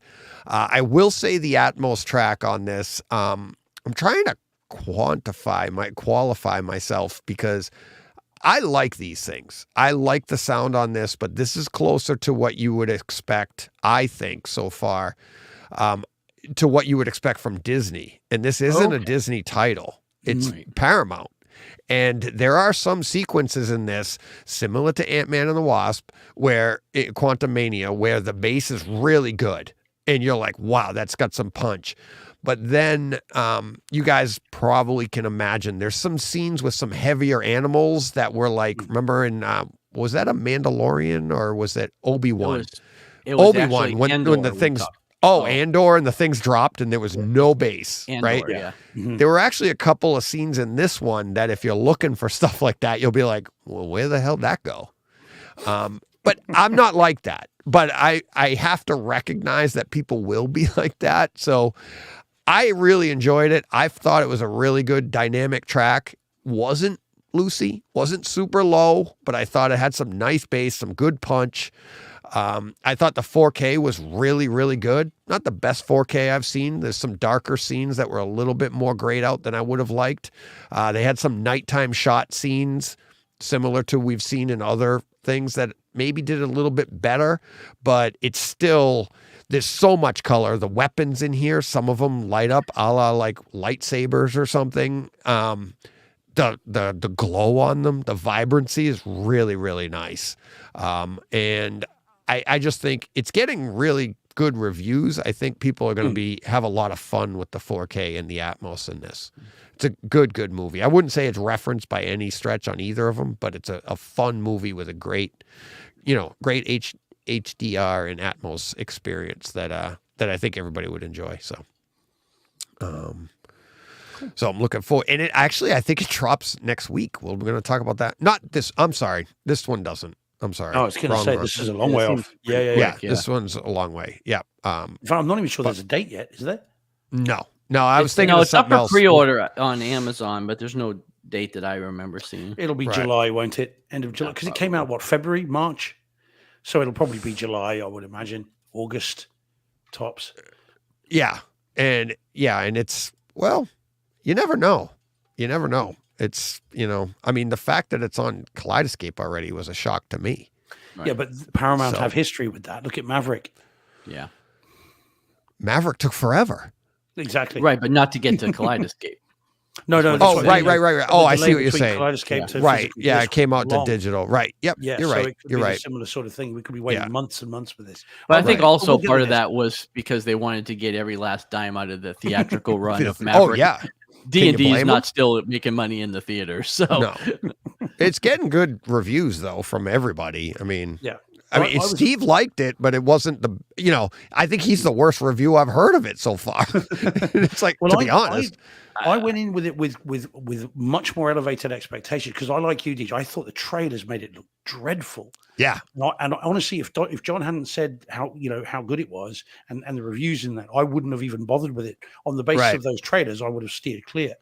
Right. So I might have gone in with it with slightly elevated expectations, and that may well have impacted how I saw it. I mean, I did see it in the cinema room. I didn't watch it most screeners I watch in my front room, but I did watch this, in the cinema room because, again, Viewing Buddy really wanted to see it on a bigger screen, and so I thought I would. Well, that makes sense. So it may well be second time round in 4K with Atmos that I will relax and enjoy it more. Yeah.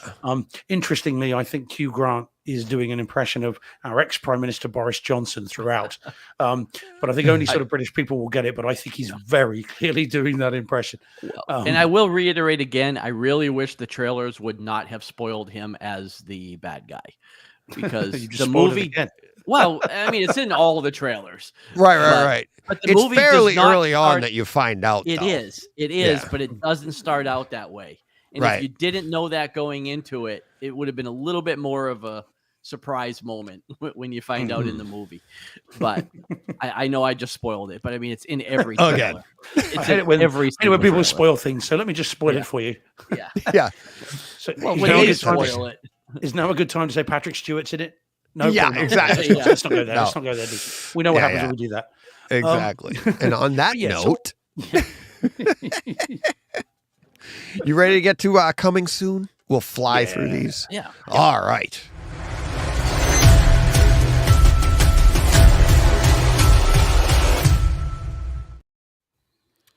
All right, everybody. Long awaited, much anticipated, coming May 16th, the new Spears and Munsell disc.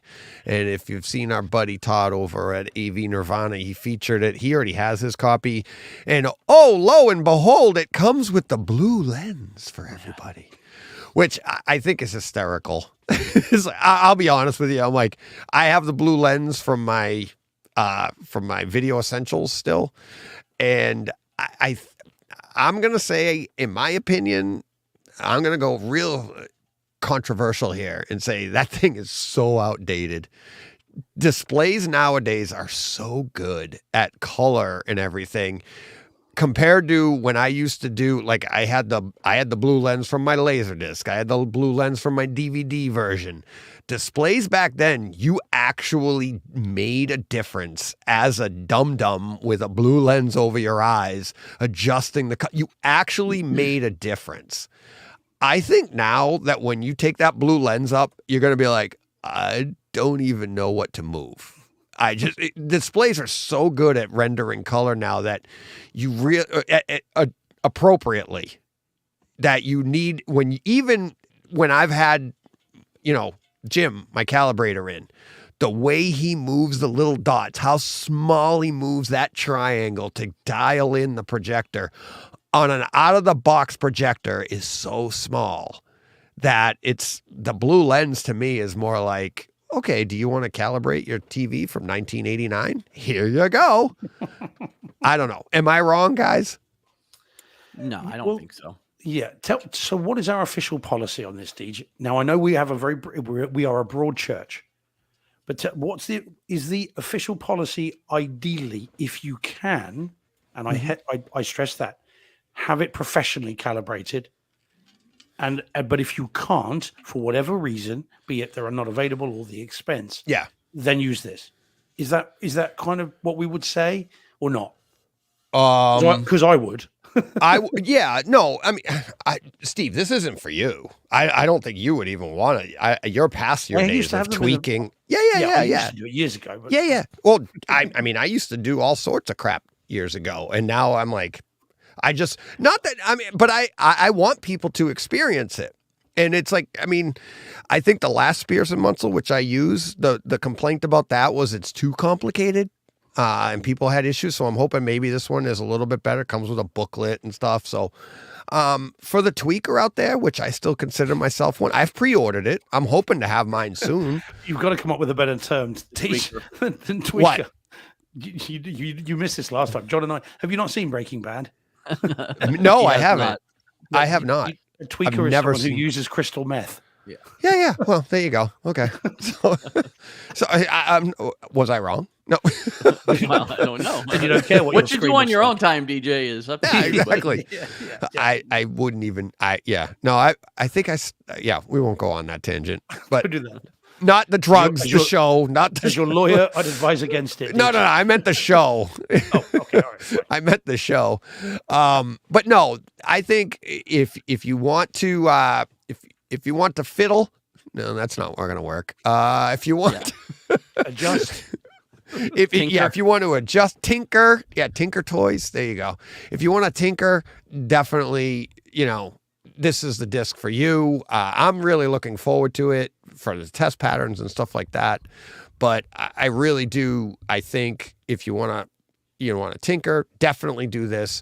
I've never said don't mess around with your stuff. Definitely, because that's how you learn. You'll learn what looks bad, I mean, the best thing to do is go on your system and just go and pull the bar all the way to the left and then pull the bar all the way to the right and see what it does to your TV and stuff or your display, and then dial it in as best you can to see how far you're off. And then, if you can get a pro calibrator out there, it's really nowadays, that's just for ease of mind. I agree with a lot of people that say you don't need one, but I also agree that if you want one, it's definitely worth it, because if you want one, that means you just want to know. I want to know that this is right. And even if they come out and go, beep, beep, perfect, you know it. Good. Thank you very much. Pro told me it's perfect. And then that's all you need. So, all right, now we'll fly through these. This is the one I was referring to. Ant-Man and the Wasp: Quantumania, already out on disc, which to me that's fairly quick. No, guys? Am I wrong? Yeah, we don't get it till the end of the month here, but yes. Yeah, it is quick. Yeah, it is quick. quick. This is part of the rumors we're hearing about Disney getting bit more into the physical media, looking to cash in, make some more money, which we've been saying for years. There's more money out there to be made. And here you go. Ant-Man and the Wasp: Quantumania 4K release next Tuesday, May 16th. We also have a Best Buy 4K release, exclusive Best Buy 4K release coming next week. We also have a Walmart exclusive. Quite weak, is it? Now, to be honest, I haven't heard if there's any differences.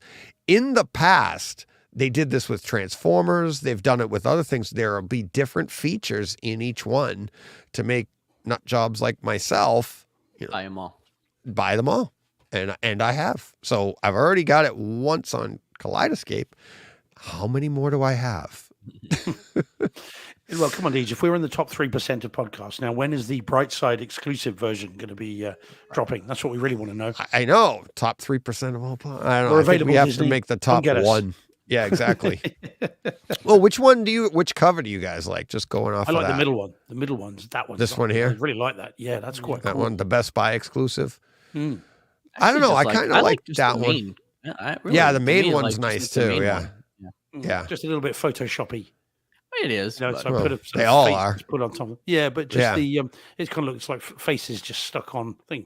Whereas that looks quite cool. Although possibly Yeah, they're more screwed. the Walmart and definitely the Best Buy is the most artistic, right? Mm. I'd Mhm. say. And it's kind of the family. And is that steelbook?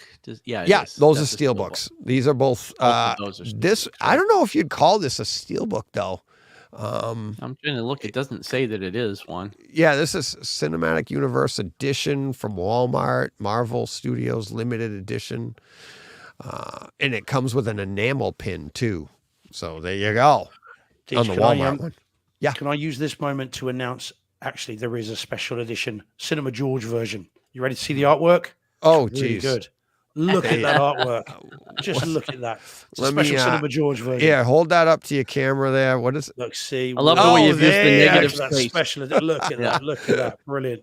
Oh, wow. Took ages. That's great. You have it saved specially for that one. Notice it's only one, too, so you're not buying extra copies. No. All right. Next up from 2003, The Italian Job. Isn't this already out? No, the, thought the, it orig- was, the original one is out, not the. No, but not I the thought remake. this one was too. Oh, was it? I Okay. thought. I thought it was too. Yeah. But maybe not.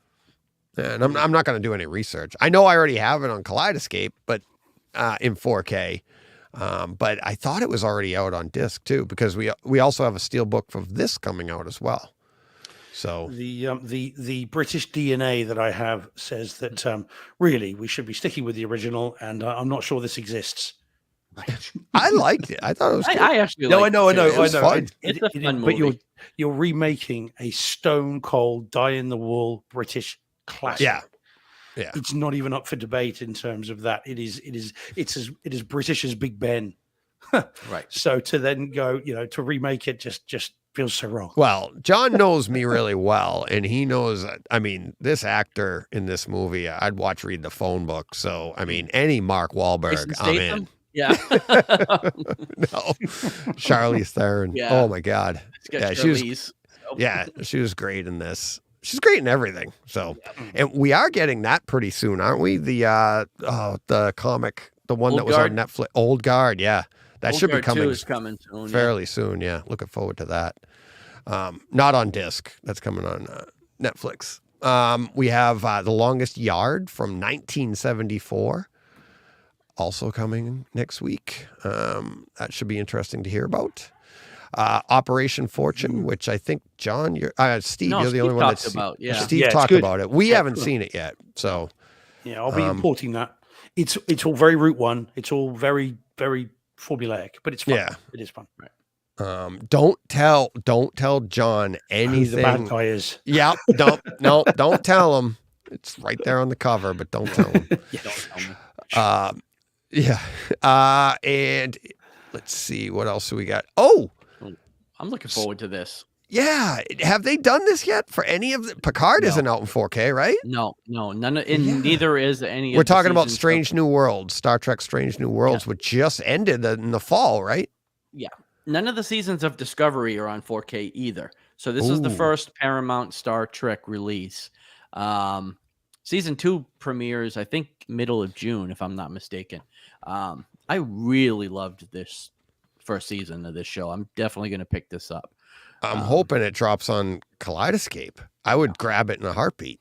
Yeah. And because I haven't seen it yet. I know I didn't get it, and you've been dying to get me to watch it. Yeah. Because I've been dying to watch it. I just haven't had a chance. So awesome. Yeah, really fun.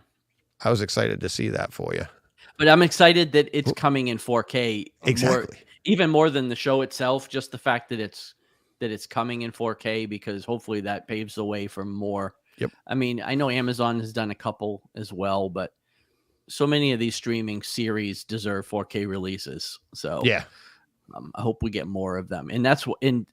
But we're only going to get them if people go out and buy these things. So yeah. I mean, don't buy it if you don't like Star Trek, obviously. But if you want to see more of this stuff, you have to go out and buy these things, because they also make great coasters. Right.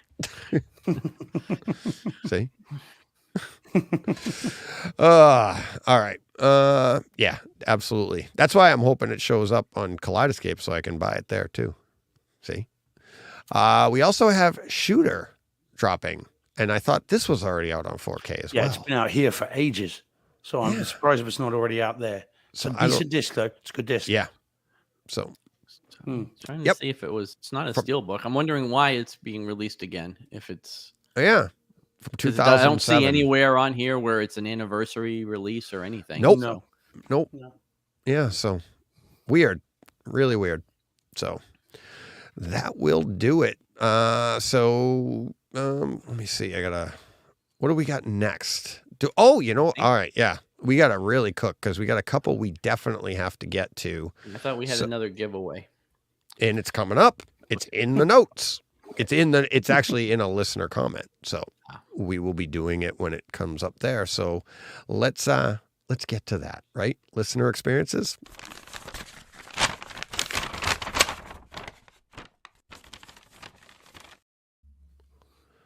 All righty. Let's see. I just have to pull one up here. All right. There you go. Can one of you guys see that and read that? Yeah, I can see that. Do you want me to read it? Yes, please. Okay, so this is from Steve. It's an email.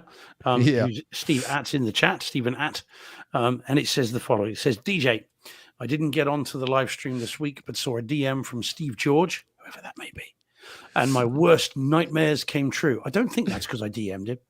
I think the raffle came about before I bought that bag of popcorn, or maybe not, but I certainly didn't do that to get in the raffle. I think elsewhere I've tweeted that I was part of the X1 crowdfunding, so I got one for $99. He's talking about the Sofa Baton. Okay, and after 4 months, I finally tried it. Didn't work for me since I have a cable set-top box that is the primary media display in the bedroom. The other TVs all have Harmony hubs. The X1 has no real way to type in 3 or 4 channel addresses, especially in the dark. The digits are in the scroll window. That just doesn't work. Hard number buttons are the best option for set-top boxes. Harmony Companion with LED display like in Harmony Elite being second choice. Still trying to find some place that the X1 will be useful. The customer service didn't really understand my feedback. The solution for me sounded like making a macro for every channel address I wanted to use. So the Z1 remains in a box, pick attached. In fact, while my wife was away last week, I replaced the Harmony one that I had in the bedroom with a third Harmony hub that has its own issues. I'd love to try Roomie Remote, but with an already tired Home Assistant implementation, it seems clear to me that RR is another hobbyist tool and no one else in this house would use it, especially once I pass on to the great home theater in the sky. It's a bit dark, Steve. Anyway, so while I'm happy to win anything and love it. Yeah. Well, yeah. So while I'm happy to win anything and don't want to sound ungrateful, is there something you can do to maybe raffle the X1 off and get some bucks to put towards one of the charities? And thanks for putting some of my feedback / experiences on the show. I do enjoy how much you guys have fun doing that show for 3 hours. And that signs Steve So yeah, we have a second winner. Yeah, find. we're going to have a second winner, and before we get to that, well, as everybody knows, we're looking for a number. Give me a number between 1 and 209 again, and don't give me 37 because that's 37 in a That's row. no, that's what won last time. John- But yeah, John- let me. John, I while- made the same joke last week. Deej just doesn't get it, does he? He does not not. get that joke. I'm trying to run things here. I Sorry. don't have time to pay attention to you guys. That's why I listen back. That's how I got us to the top 3%. Yeah, I keep okay. listening. Fair enough. Point taken. Thank you. But yes, if you guys are done busting my chops here, I would like to thank Steve because, as we said in You're welcome, you know, Deej. Oh, sorry, no, sorry. not that one. You're George. yeah. This is Steve A. Thank you, Steve, because we were talking before we came on the show. Who said 144, by the way? Okay, thank you. And we're gonna go down because I'm not gonna go through that again. And okay, so anyways, I know who the winner is. That is coming up momentarily with the password of Rosebud. So everybody that sent in Rosebud, hold your tickets. But thank you, Steve A, for even saying you could have just taken this and put it online and could have made yourself a few bucks. And it's just a testament to what a great community this is that Steve's like, no, you know what? Let's give it back and let somebody else give it a shot.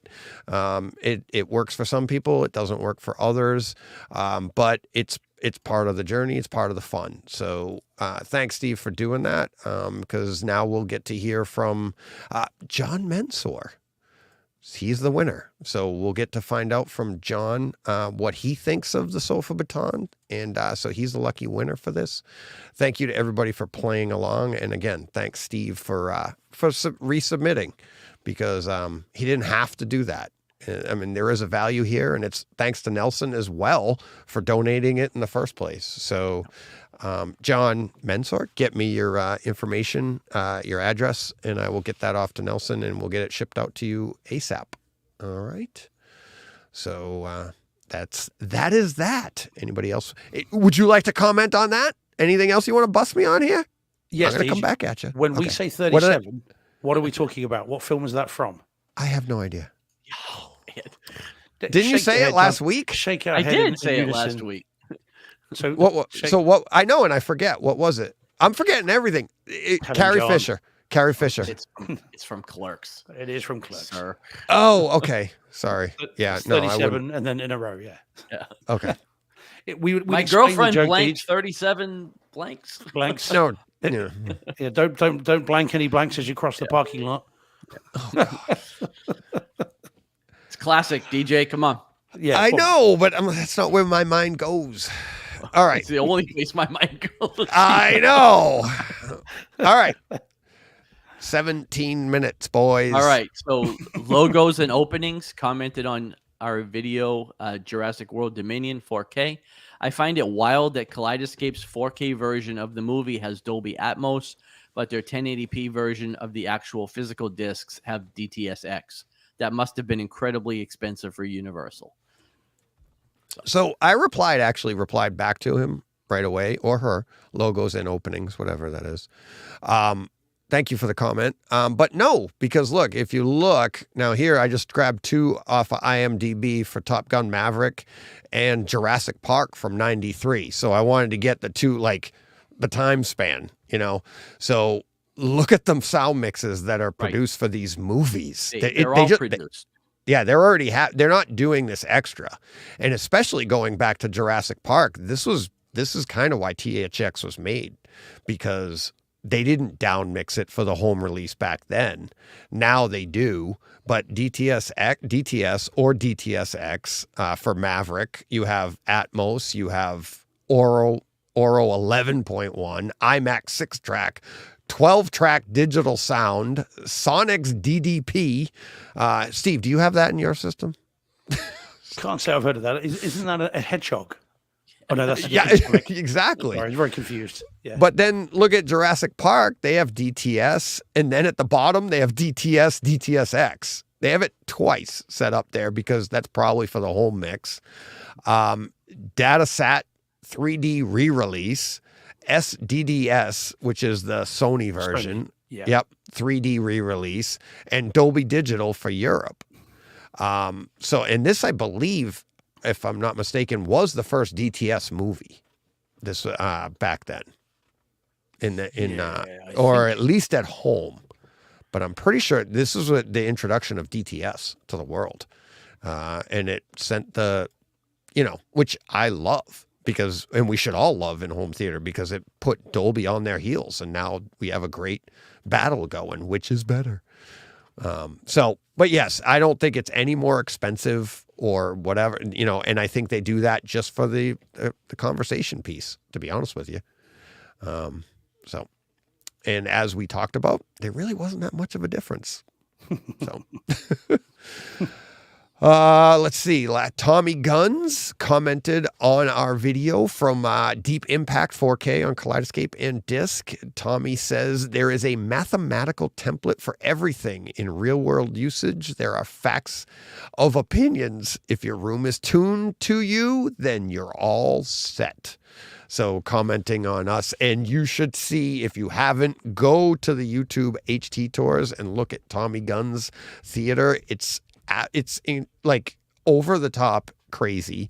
He sends me updates all the time, and I have to email him back and be like, what changed here? Because he has so much stuff. Like he changes out knickknacks, posters, this, that, and the other thing. It's awesome. It's absolutely, it's the exact opposite of like stealth, cleanliness, everything. Not that it's dirty, but he has posters it's a museum. It's awesome. I love it.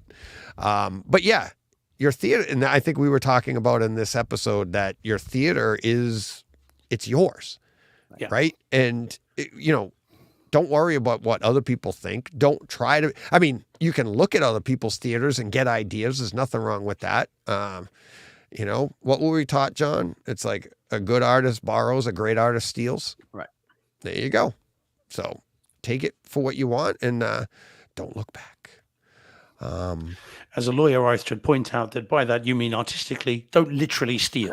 It's Right. not a good idea, guys. Just Well, so if we're you clear. if you take it and make it better, and now the world notices it, did you really steal it, or did you just improve it to the point that, you know what? Good luck with that in your closing arguments, Deej. I Right. suspect that the jury will still say guilty, but you're welcome to give it a try. I can't say I've tried that in any of my closing speeches, but it made the world better, your worships. Just don't think that's going to work. Yeah. Well, most artists aren't really concerned with the courts, as you Unless see. you're Ed Sheeran, Yes. Right. Yeah. Although he's doing okay out of it. I guess. Yeah. What did he do now?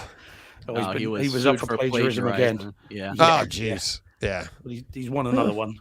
Well, there you go. Who wants to grab this one? Yep, shall I do that? Okay. Okay. So this is from Stephen Att again. He's becoming a regular contributor. So he says, watching episode 277 from the Deep Impact YouTube post this morning. Says, sorry I missed this live. It would have been some chat with two mentioned listener experiences and the raffle. I'm starting to feel like a celebrity. So meanwhile, I've been sitting on a couple of digital redemptions I've been meaning to pass along. I believe these are still active and unused and wanted to make them available. I'm going to send them as a JPEG attachment so I don't risk mistyping the codes. Number one, Shudder. Ooh. Steve G's favorite flick, The Fifth Element. Sorry, bear with me while I spit on the floor. Sorry. I had this already on streaming and bought the 4K disc version. Oh, Steve. Secondly, guy. number two, Skyscraper. Accidentally bought a copy on sale, but I forgot I'd bought it previously on sale. sale. That's known as the DJ disease. It's not Had a a bunch disease. of it's a pastime. I had a bunch of Star Wars running on different TVs yesterday, including the original in 4K of Jedi side by side with the current 4K disc. Very interesting to see the differences, but had to use the audio from the disc. No contest there. I have so much media on hand that I'm afraid I may never get to watch. So I do enjoy the guidance you guys give on your reviews so I can modify my watch list. One last shot at calibrating beyond what Odyssey can do.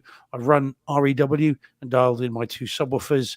I I assume that says and others. Yeah, find that Odyssey often sets the subwoofer level way too low in relation to the other speakers. And yet, since my room is not a dedicated home theater, room treatments are only WAF ones, chairs and rugs. Signed Stephen at. So there we go. Yeah. So thanks, Steve, for the digitals, the Fifth Element. Steve, you're not eligible for that. You can't claim it. Thank God for that. I mean, no, I feel dreadful. Oh no. Yeah. Burn it with fire. I'll watch Cannibal Holocaust another 20 times before I watch The Fifth Element once. Oh, man. I'll go and find cannibals myself before I have to watch The Fifth Element again. Oh, God. You know you're only provoking them, right? What, the cannibals? Well, No. It'd be worth the comments. No, I know. But yeah, and Skyscraper. So I don't happen to have my digital lists open right now, but Skyscraper and Fifth Element, anybody wants those, email me as soon as you can and let me know, and you can get and I will send those off to you because Steve did include those with that email. And yeah, I emailed Steve back. We had a great conversation back and forth. We actually went through our histories of home theater, but talking about the bass and everything in Odyssey. And I was like, I basically said, I don't think it's Odyssey, and I wouldn't say it was Dirac. I wouldn't say that, and that's why I like to caution people on that when they say Odyssey lowers the bass on me in my room, and I always find I have to do this. Odyssey's trying to work with your room. And that's more of a testament to your room than it would be to, Odyssey. And because and I said to him in mine, I'm like, if you came in my room and I don't touch anything, and John's been in my room and I don't boost anything I don't boost the overhead. I don't run anything hot. And if you came in my room, you wouldn't say that Odyssey set my bass too low. I mean, there's punch, there's everything. And I'm lucky. It's a dedicated room. Like Steve said, his isn't. But I just like to, when people say stuff like that, I like to caution them on the Odyssey part, because it's really not the Odyssey's, issue. Guys? No, I agree. I'm in the same situation with Steve. I am not in a dedicated room.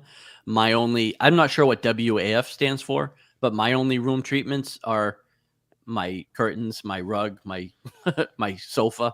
Well, you put on a fluffy sweater too. Right. I do wear socks and sweats.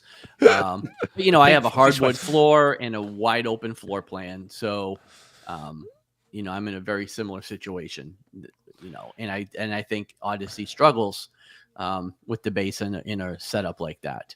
So, right. But if I had an enclosed box that I can put a subwoofer in every corner, and I probably wouldn't have to touch it either. So, yep. Have you seen Steve's comment in that thing? Said, I was waiting to see Steve G's reaction to the fifth. Yeah. I take the fifth.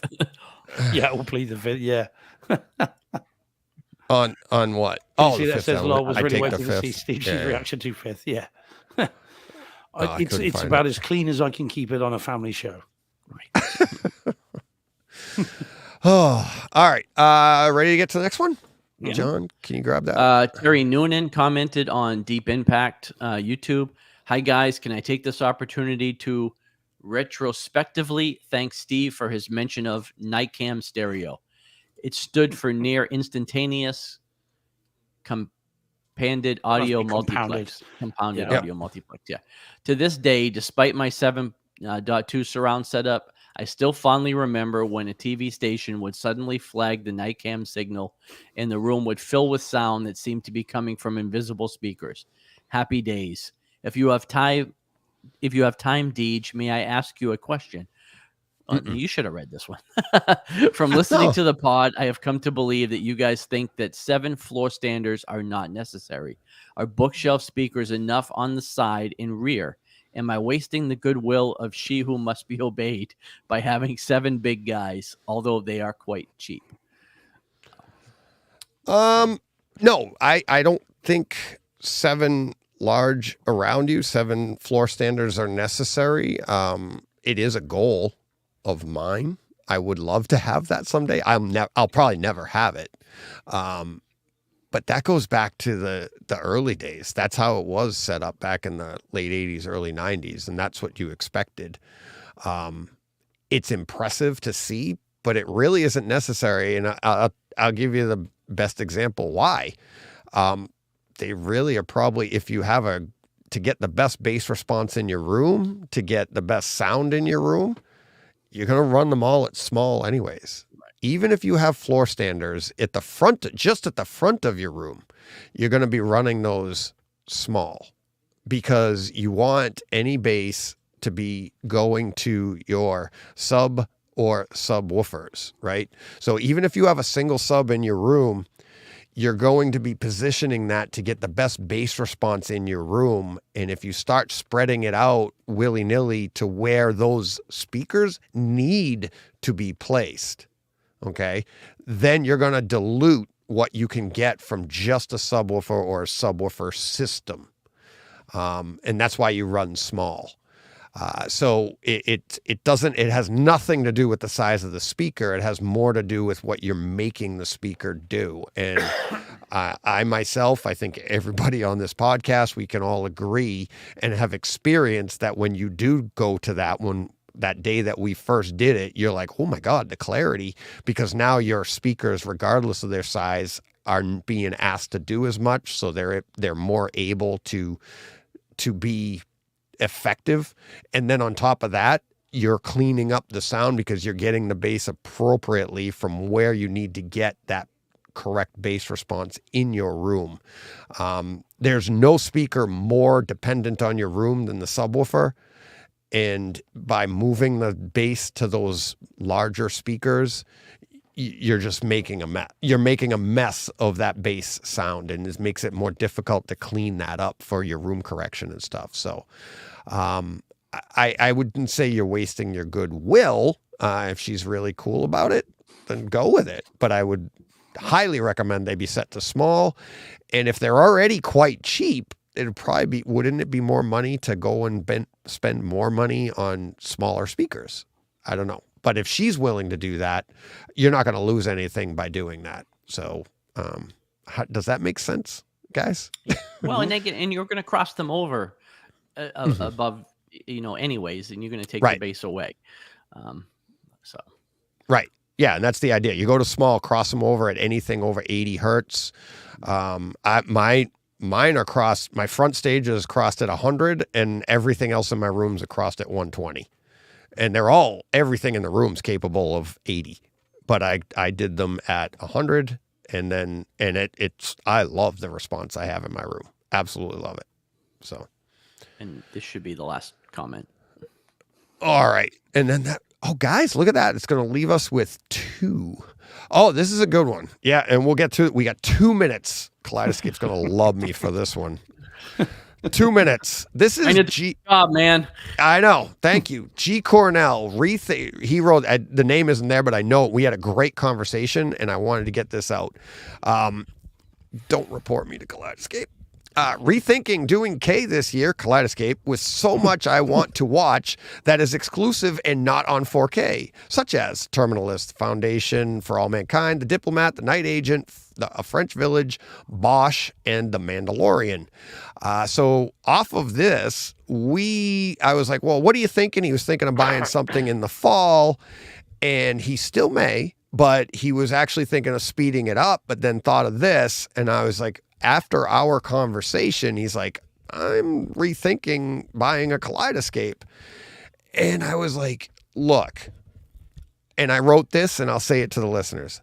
I absolutely love my Kaleidoscape. Everybody knows that. But it's for me. It's because of how I watch movies, how I watch television. John knows this as a fact. I don't know we've said it on the show. I've actually tried to talk John. John wants one, and I'm trying to talk him out of it. Because he doesn't watch movies like I do, right? John, you don't jump scene to scene. You come home and you're like, I want to watch this. You put the disc in and you watch that. Right. And that's what you do. If money is a factor, and I said this to G. Cornell, and I've said it to John and Steve and anybody that I want, that is really seriously considering this, and everybody I know, money is a factor. You need to be a certain type of person for this. You need to be somebody like myself that really loves to jump around, or are okay with the fact that, to be fair, and John is, to be fair, you're going to get the same experience by putting the disc in, right? But if you get, the last thing I would ever want to do is my excitement for you to get this from hearing me talk about how much I love it and get this thing home. And I've got about 30 seconds to get this thing home and then be like, what the hell? That was thousands and thousands of dollars and I'm saving myself a trip to my player. That doesn't make sense. So and I was honest with him and he said the same thing. And I was like, and this is why I'm not a salesman. I love the things that I love. I cannot sell, ice cubes to an Eskimo or whatever the phrase is. I need to love it. And I do, but I have my reasons. But I'll also tell you why you might not.